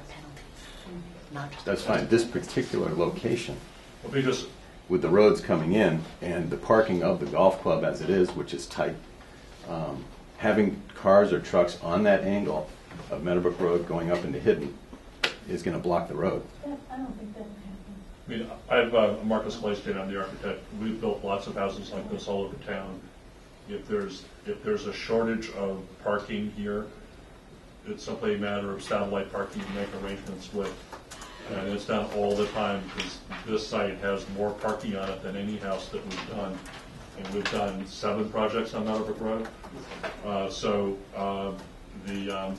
I don't think it's going to be a problem, and we just finished up a house on Double Hill that was before this board for 2.5 years, and we figured it out. I mean, there might have been 1 or 2 or 3 transgressors, but they were dealt with very quickly. It was not a big problem for anybody. Most construction sites on the Roads Trust have lines of trucks parked on the road, whether it's Cedar Road, Meadowbrook Road, Green Lane. It's been our experience with every... And this is wonderful that there's a lot of space there. It's great. But But it's this is also- a particular intersection that's What's going to happen is the board is going to make a condition that doesn't happen. May I suggest that just as Mr. White volunteered a conversation amongst his clients, about the previous issue, it might be sensible to include in that conversation conditions that you could tolerate if there are violations by your subs that do not make it just a cost of doing business to pay a modest penalty. They need some more assurance than that. We will agree to the same conditions that every site plan approval has been put to, and what we're doing is providing substantial parking in most site plan approvals. We seem to have a disconnect. People have been saying that previous conditions haven't worked. In the Weston Roads Trust, which unfortunately can't have its own council speak for it. The first question is how many, no, I want to finish this disconnect. How many of those instances were subject to site plan approval? Correct. Until we say that, it's irrelevant that there's been problems on Meadowbrook Road. Because these guys, I'll give them credit, they're tough. If you're parking in the street, they're down on it. So to have that statement saying there's been problems in the Roads Trust, it has to be problems when there's been site plan approval, which is the only thing in town that has conditions that you cannot park out on the street. So it's apples and oranges unless you have some stats on that. At this point, we're only at site plan review. My suggestion is talk to your very capable clients who seem quite open to good conversation to see if they can come up with something that they can agree to beyond the ordinary condition, because it hasn't worked on Meadowbrook Road. I'd like to respond to that. I mean, our clients have put together a really great team. We're known for doing the right thing and doing it well. What you're insinuating that we're going to break the rules and try and screw everybody. That's not our MO, and the board here and everyone else in Weston knows that. They know our work of everyone on the team. We do it right.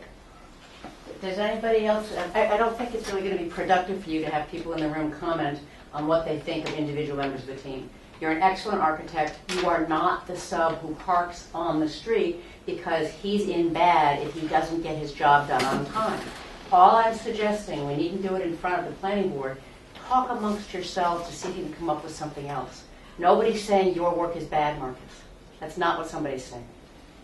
People are saying they have had real problems in the town of Weston with projects with these issues, and they're asking for real solutions. I think you didn't really hear what Mr. White said, which was that if there have been problems, there have probably been projects that have not come before the planning board. But really and truly, I think our language and our enforcement was Does every house that gets built from scratch have to come before the planning board? only if they No, exceed if it's a scenic road or if they exceed the gross floor area trigger. If only it's a those. scenic road. It's a scenic road. So Meadowbrook Road is a scenic No, road. it's not. It's a pretty road. I think Jonathan White actually. It is a provided scenic visually- road, designated. No, I think we have to look up scenic road. Jonathan White provided it visually as far as when he had the two boards, each having 9 pictures of projects. 3 of those on the 2 boards were planning board. Everything else was a building department. After, they weren't originally planning board. Well, there's a couple of those. That's right. That's Some right. were late numbers. They were late to the party. Yeah, so that's right. right. Party group. Yeah. So out of that, there was maybe one. No, I think 16, 70 were both late to the party. Yeah, they were. They started first. I did one of those. No, but they started first with a building permit, and then they came to the planning No, it board. was from the get-go. Stone House, 70, that was from the get-go. Well, look.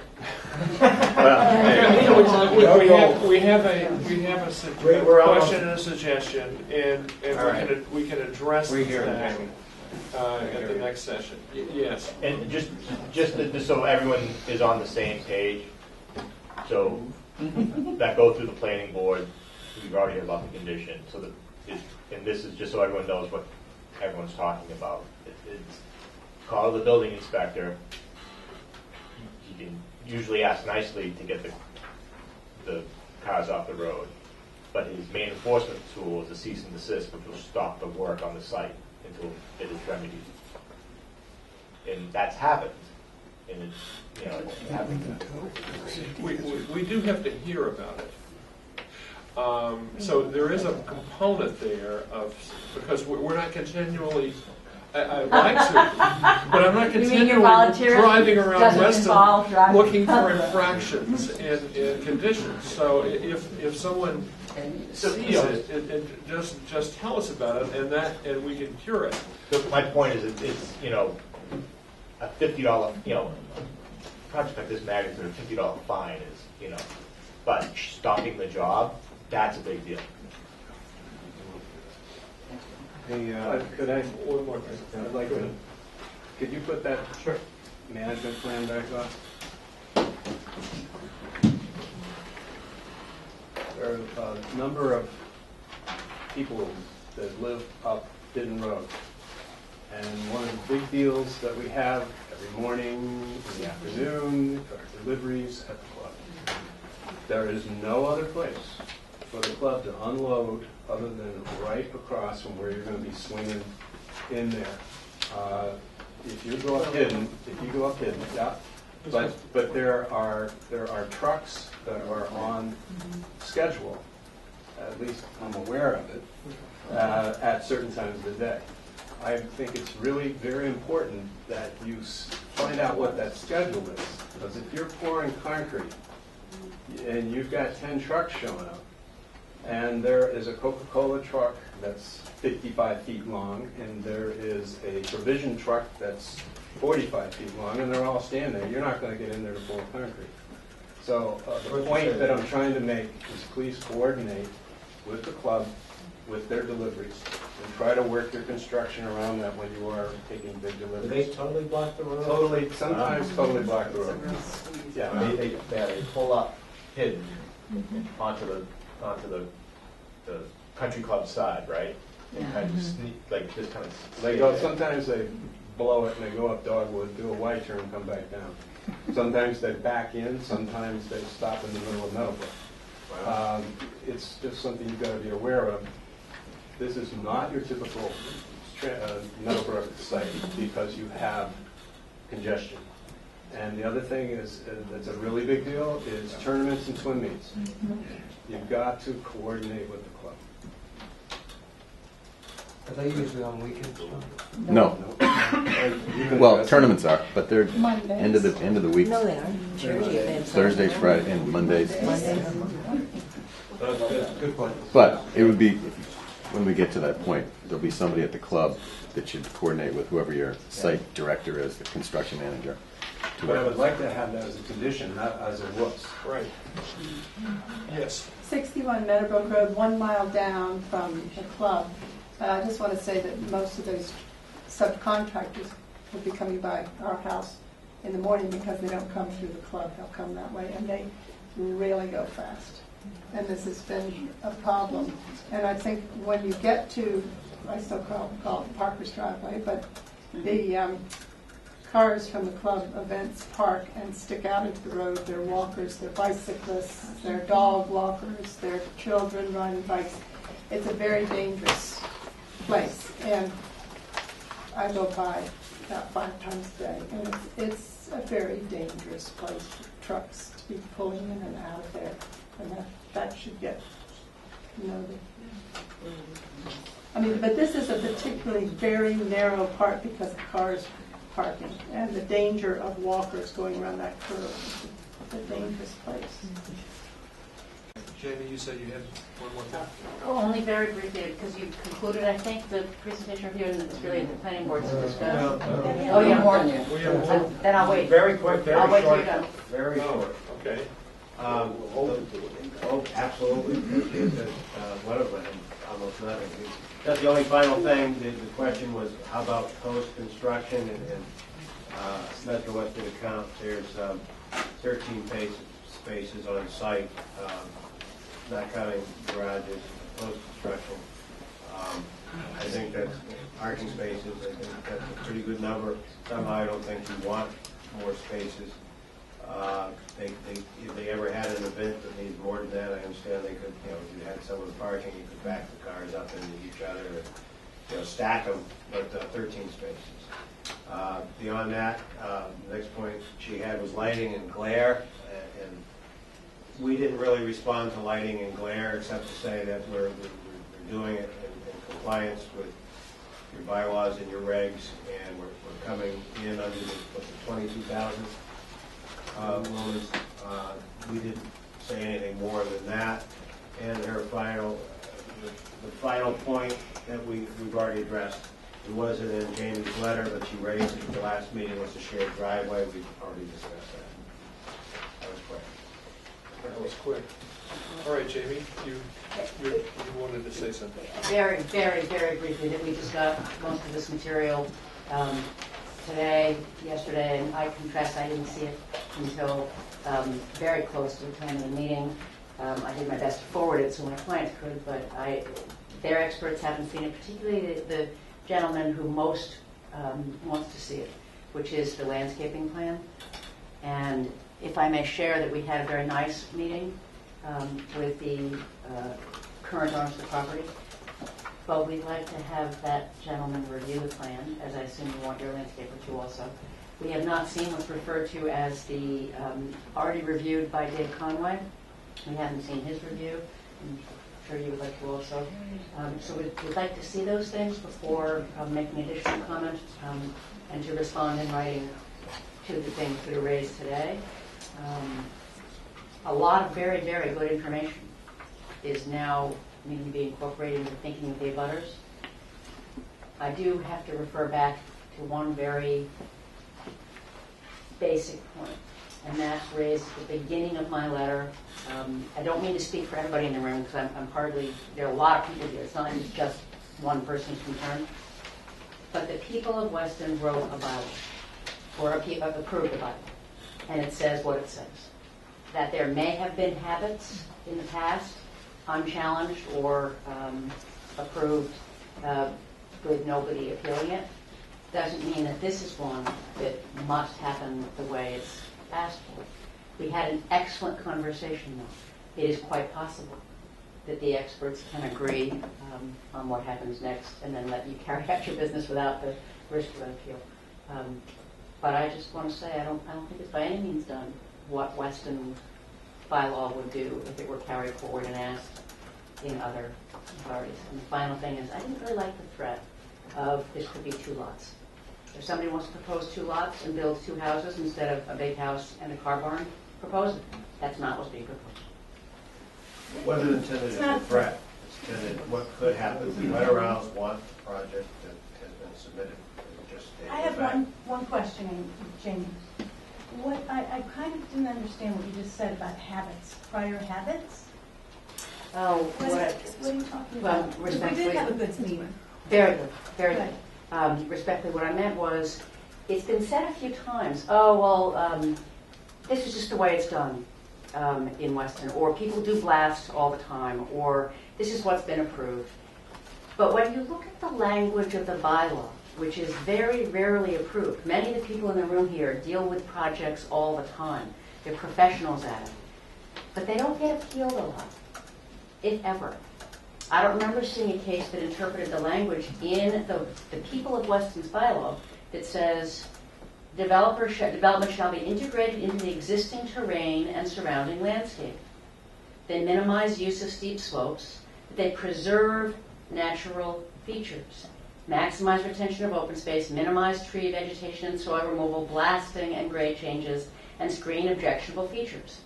I don't see that challenged a lot. So when there are differences of opinion about what that means, I don't think anybody should go home thinking that we already know what it means. And you did a wonderful job of verbalizing possibilities that our experts would like very much to see, including, if I may, I think it was agreed to mock up the garage.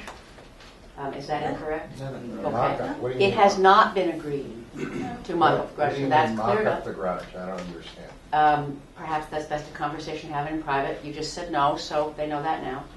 On the landscaping issue, they just saw it. I haven't seen it. I mean, they haven't seen it. I have not seen the plan. Got it sent emailed, and their expert needs to look at it. But that's not the planning board's problem. You can look at it as much as you want. Yeah, he's not here. He wasn't even aware there was a meeting today. Their expert. Recall it. I believe we tried to get a hold of him. We did. Many times. Okay. All right. How do we need some direction? I think what we will do first is to schedule a continuation of the hearing through what date? The first available time ends up being November 19th. Is the board going to comment at all? Well, this would be the second hearing that we've had with no yeah. comment at all. What we've gotten tonight is a lot of information. There's, the information is very helpful. I don't know if the other board members want to comment on the information at this point in time, or do you want to think about it and reserve comment until the continuation of the hearing? What do you? It's a lot to digest, but I did have one question about specifically where is the ledge? You have a plan that shows.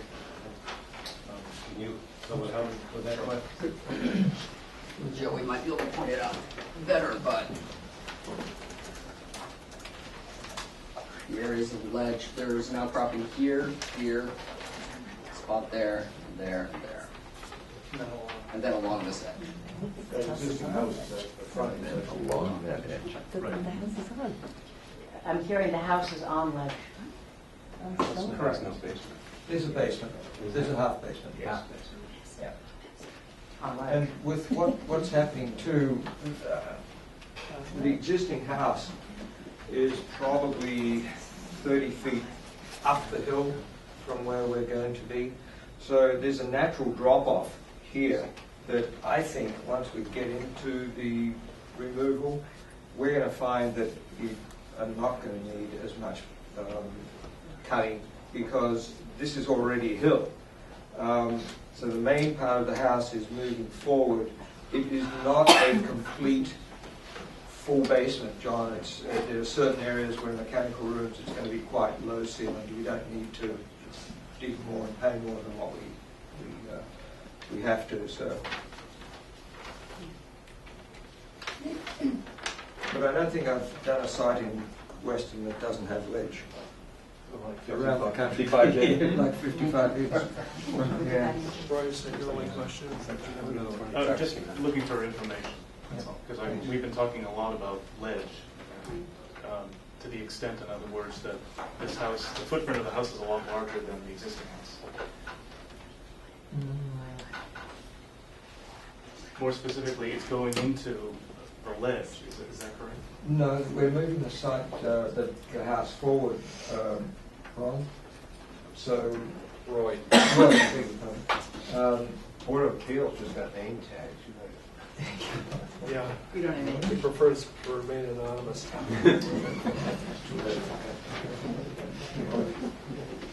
So sorry, the existing house relative to the new house? So the existing house is here. This one doesn't have it overlaid, but you can get a feel for the existing house is basically sited right here. Right.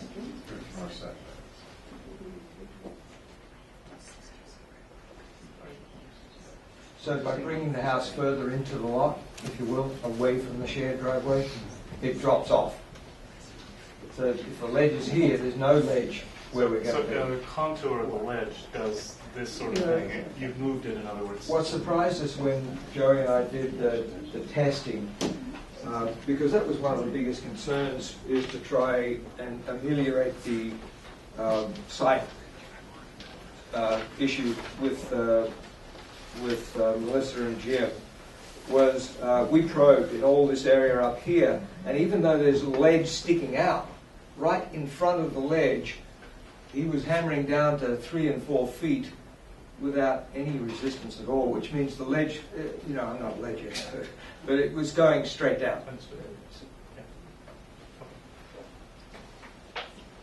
And that enabled us to put the 32-foot tree. I don't know what the record for transplants in Weston is, but 32-foot tree up in that area is pretty huge. No, coming up from the other side. Sorry, outside. Yes, Ken. Thanks, I do have a question. In the management plan, the parking area, are you going to level that down flat? And if so, what are you going to do with all that extra material? Because at some points it's up at 116, at 216, and it goes down to, I think, 211. So The there's final grading plan actually depicts that whole area as flat. So I think it's part of their rough grading, probably part of some of the site ledge removal. That 216 piece you see is a ledge node right there. That would be a part It's a of. fair amount of material, but, square footage wise, maybe 3 feet deep on average. The whole dimensions of that construction parking area. As far as the fill goes? Yeah. Yeah. Where's that fill going to go? I mean, it's fill coming in, and we're filling that area up. So you're raising it up to 216? That's correct. So there'll be a little hill coming up from 211, which is where the road is. Well, this is the 216, Yes. that's the Yeah, 211. we come up. So you're going to create a hill That's correct. for that.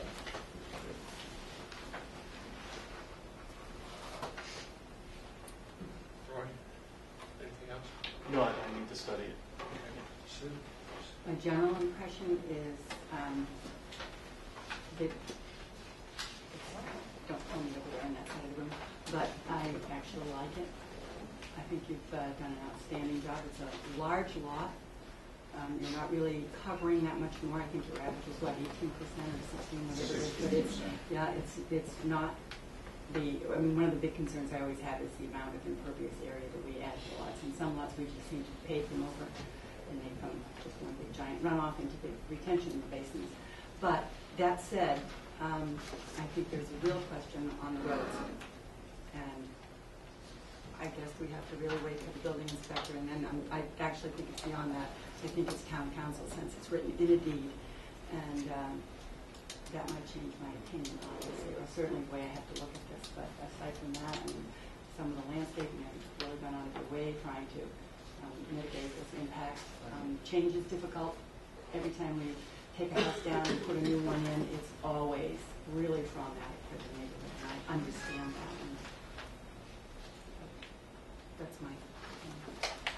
Okay. David, anything? Steve?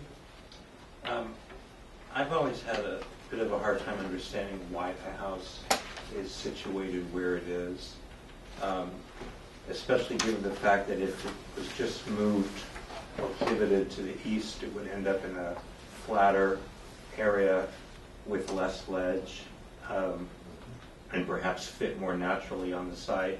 I understand that you need to put the house where it is because of the desire for a forecourt, for a parking forecourt, but I'm wondering if there's been any exploration as to why the house, or if the house could be moved to an area where The septic system is, in terms of where that house is situated now, is a limiting factor in terms of moving it to the east. where is this? I thought the septic system was to the It's to the northwest. It's to the northwest. The septic system's right here. right. Okay, So if we move the house to the east, we're moving it away from the septic. you move it. We can't, we're up abutting those setbacks already. So then, to the right on your plan. Move it to West, this direction. west. I think he's talking about maybe rotating a little bit so that it's on a flat area and you're not cutting as much. Right. I think we're preserving touching more of the setbacks on both natural sides terrain. right now. Yeah, I mean, it's basically on setback here, and it's fairly close to the front setback here. And I think any sort of, if it was pivoted this way, kick the garage back. Well, the house doesn't have to be the same exact shape. Rob, let me emphasize, the issue that we have is that when you rotate the house counterclockwise this way, you get it more in a flat area, you can't get into the garage, especially this bay right here. So the way this, we want to be able to come in and drive into this garage bay here. We've made this garage narrower than, not as wide as we typically do. And we've fought for every foot between here and there, and also getting it. It's easy to drive into a garage like this. It's very difficult to back out.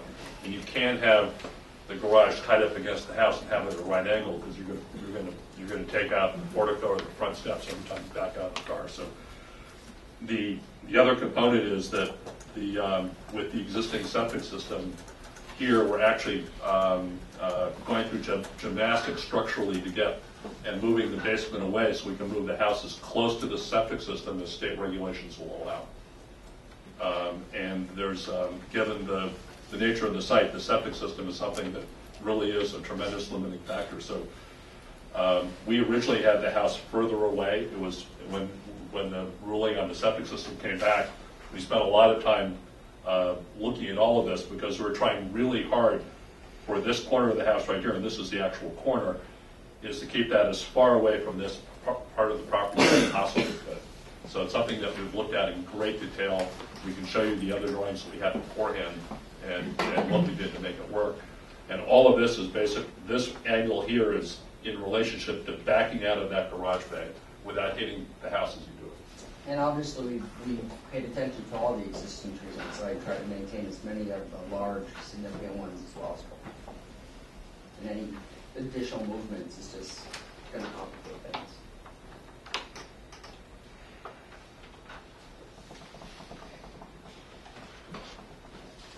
You were asking for homework assignment. Yeah. I think one homework assignment obviously is to resolve the road issue. I have a question on that, Al.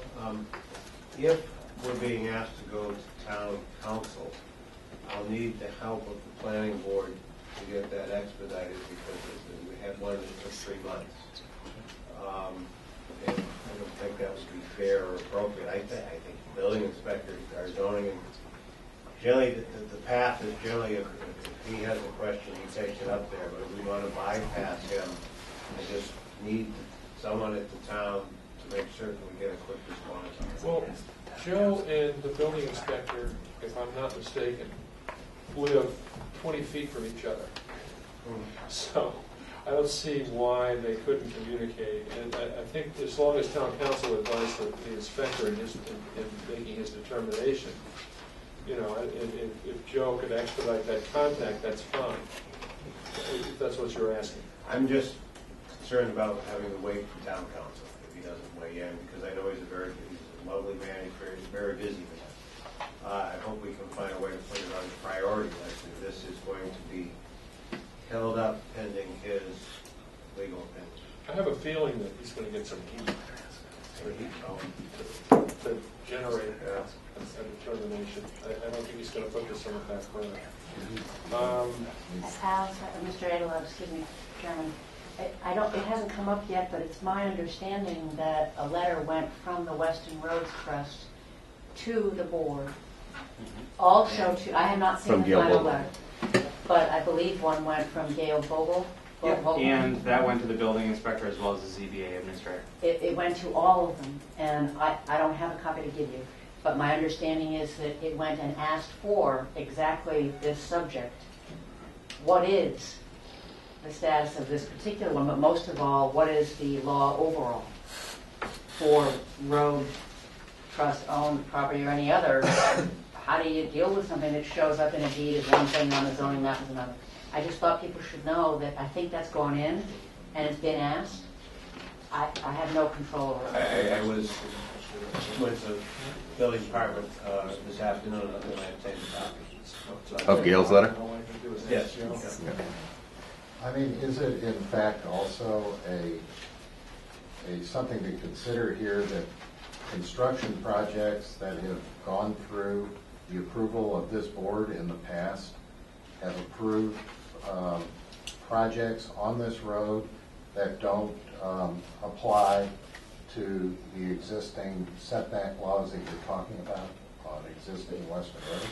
Shall I answer? So, yes, go ahead. Sure. I completely agree. It's an oddball that something comes out after several other things have gone through. It is just one example, this particular shared driveway, roadway, of a larger issue. That's why I think the question has to be town council. What do you do when this comes up? It's not going to be the only one. But with respect to specific property here, the Garrity's can live with whatever their decision is. And the only variances that they have are so old by now that they're by statute grandfathered the way they are. so it doesn't matter to them, whatever the answer is. And it doesn't necessarily kill your development either. Your home could get a variance if it needed one. It doesn't necessarily mean it's dead. I think no matter how you cut it, this is a shared driveway. This is not a thoroughfare for traffic to travel in Weston. Certainly not, no. It's It the looks and feels- same as Cabin Road. You're absolutely right. It looks and feels like a shared driveway, but it is owned by the Weston Roads Trust. Yeah. Rob, you were gonna do the hardscape runoff calculation, porous versus hardscape. Is this site balanced? Are you taking anything off, or are you bringing anything on? I had those numbers last year. They're moving it around, but is anything going off? Always get the numbers. No, I'm just asking. Yeah. There's not a lot of, it wasn't much difference between cut and fill. Yeah, I think it's close. But I have a feeling something might be going on.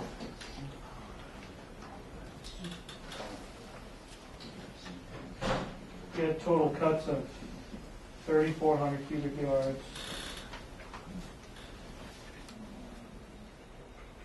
Total fills of 1,500 cubic yards. Let me just double check. But you had provided in that calculation the exempt calculation. Right, So exactly. there's a difference of 33 cubic yards. Out of the 3,400, That's not right. All but 33 were exempt from the calculation, so then you have an import of, I think it was 1,400. Yeah. So that balanced against the 33 difference of non-exempt actually resulting, according to our earth movement bylaw, a net import. So that bylaw's got to be the most confusing thing I've ever, well, maybe second place.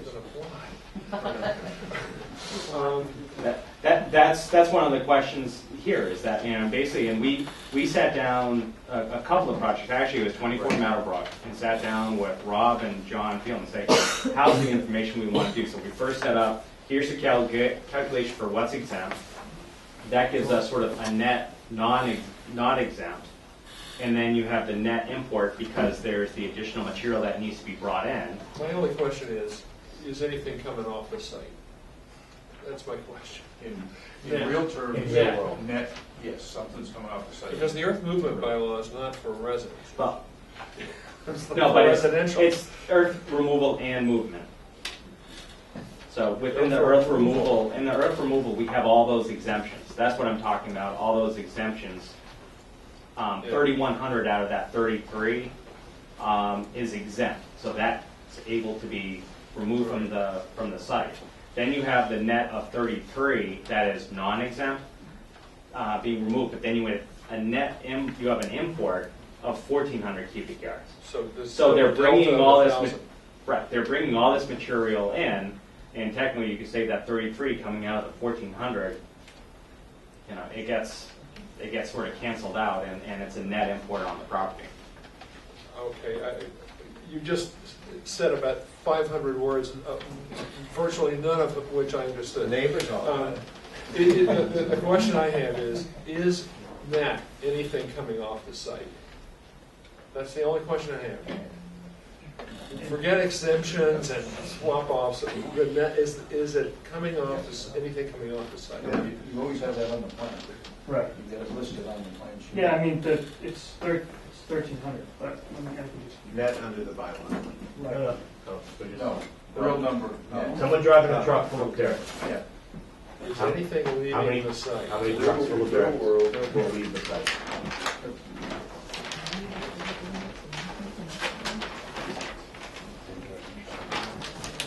So, just site work volume wise, 1,500 cubic yards filled, total cut 3,000 cubic yards, so say 1,500. So it's a 1,500 yard delta. Which way? Export. Export. Okay.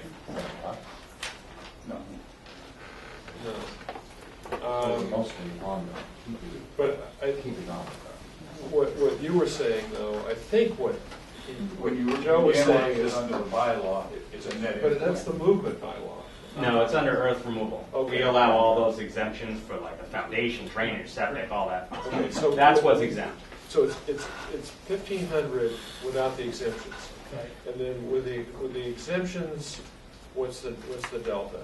It's a 1,400-yard impound quarter. Right. Okay. Okay, that answers my question. The other, We were a while to get there. Embarrassing. for blasting. No, blasting, I think I mentioned blasting. We have accepted homework to have a better explanation if some problems result. What is the remedy of the neighbor? And this woman's experience is not unique. I've actually had other friends in town who've had the exact same thing happen. They're just beyond the 250 feet or whatever it is, and they have no recourse, absolutely none. And that's very unfair. And maybe we could consider expanding that I monitoring think there's here. only another 4 houses out up to 400 feet or maybe 500 feet with this if you want. How many feet were you from Meadowbrook Road that you had your I don't know how many feet. I'm at the Were you just beyond, was your neighbor notified and you were not? Or were nobody? So I'm at the corner of Cedar, basically. You can't. So I don't know how many feet it is. But, well, Cedar and Farm, Cedar and We had the something. request about Cedar and Meadowbrook. Oh. Considering managing parking infractions during construction. So that was, that was your request that they considered doing that. And I just wanted to remind me. We're continuing toward November 19th. Is there anything else on that night? Well, yeah, I already have 2 pending applications that I need to advertise, so this is really like at the end of the meeting at 9:30. Yeah. We should bring sleeping bags. I'd like to request that when you do put this stuff together, to get it to us, I'd like at least 10 days, 2 weeks before that meeting, and so that it can be shared and absorbed. Okey-doke. Absolutely. Good, then we'll continue to the 19th. There'll be a late night session. Looking forward to it.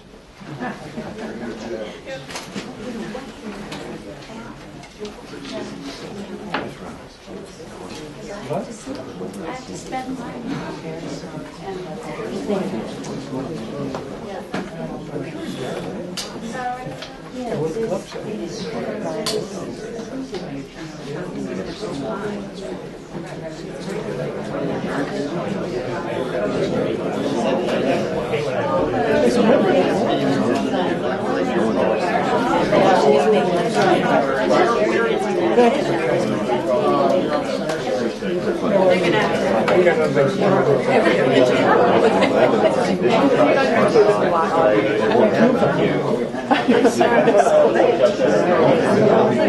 How can they make a tree live in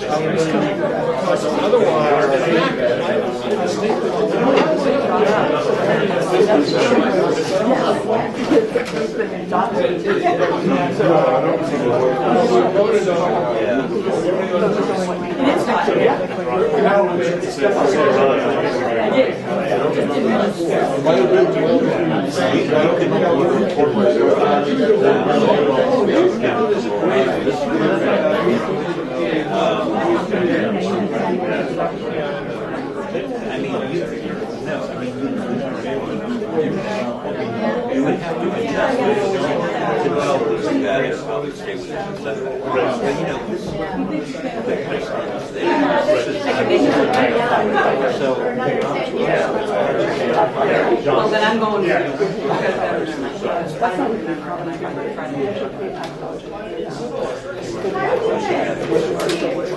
Yeah,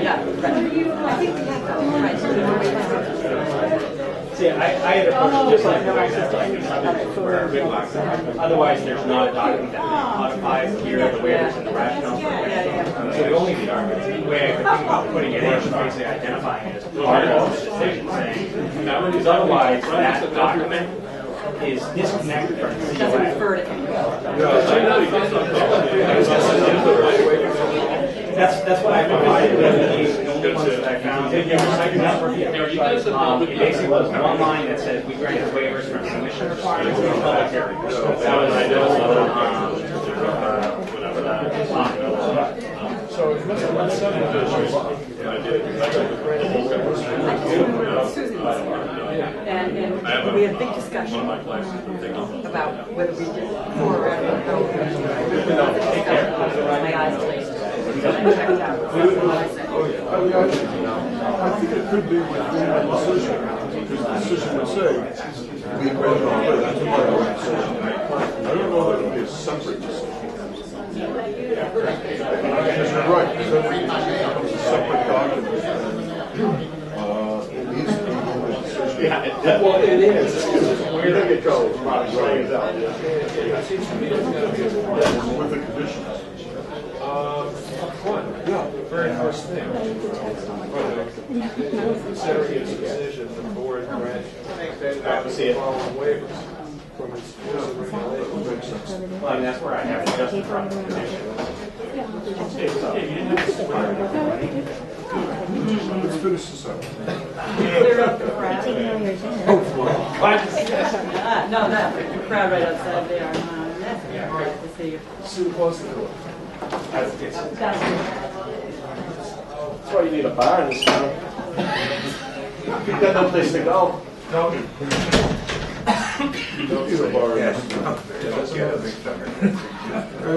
Serving historic wrong. Okay.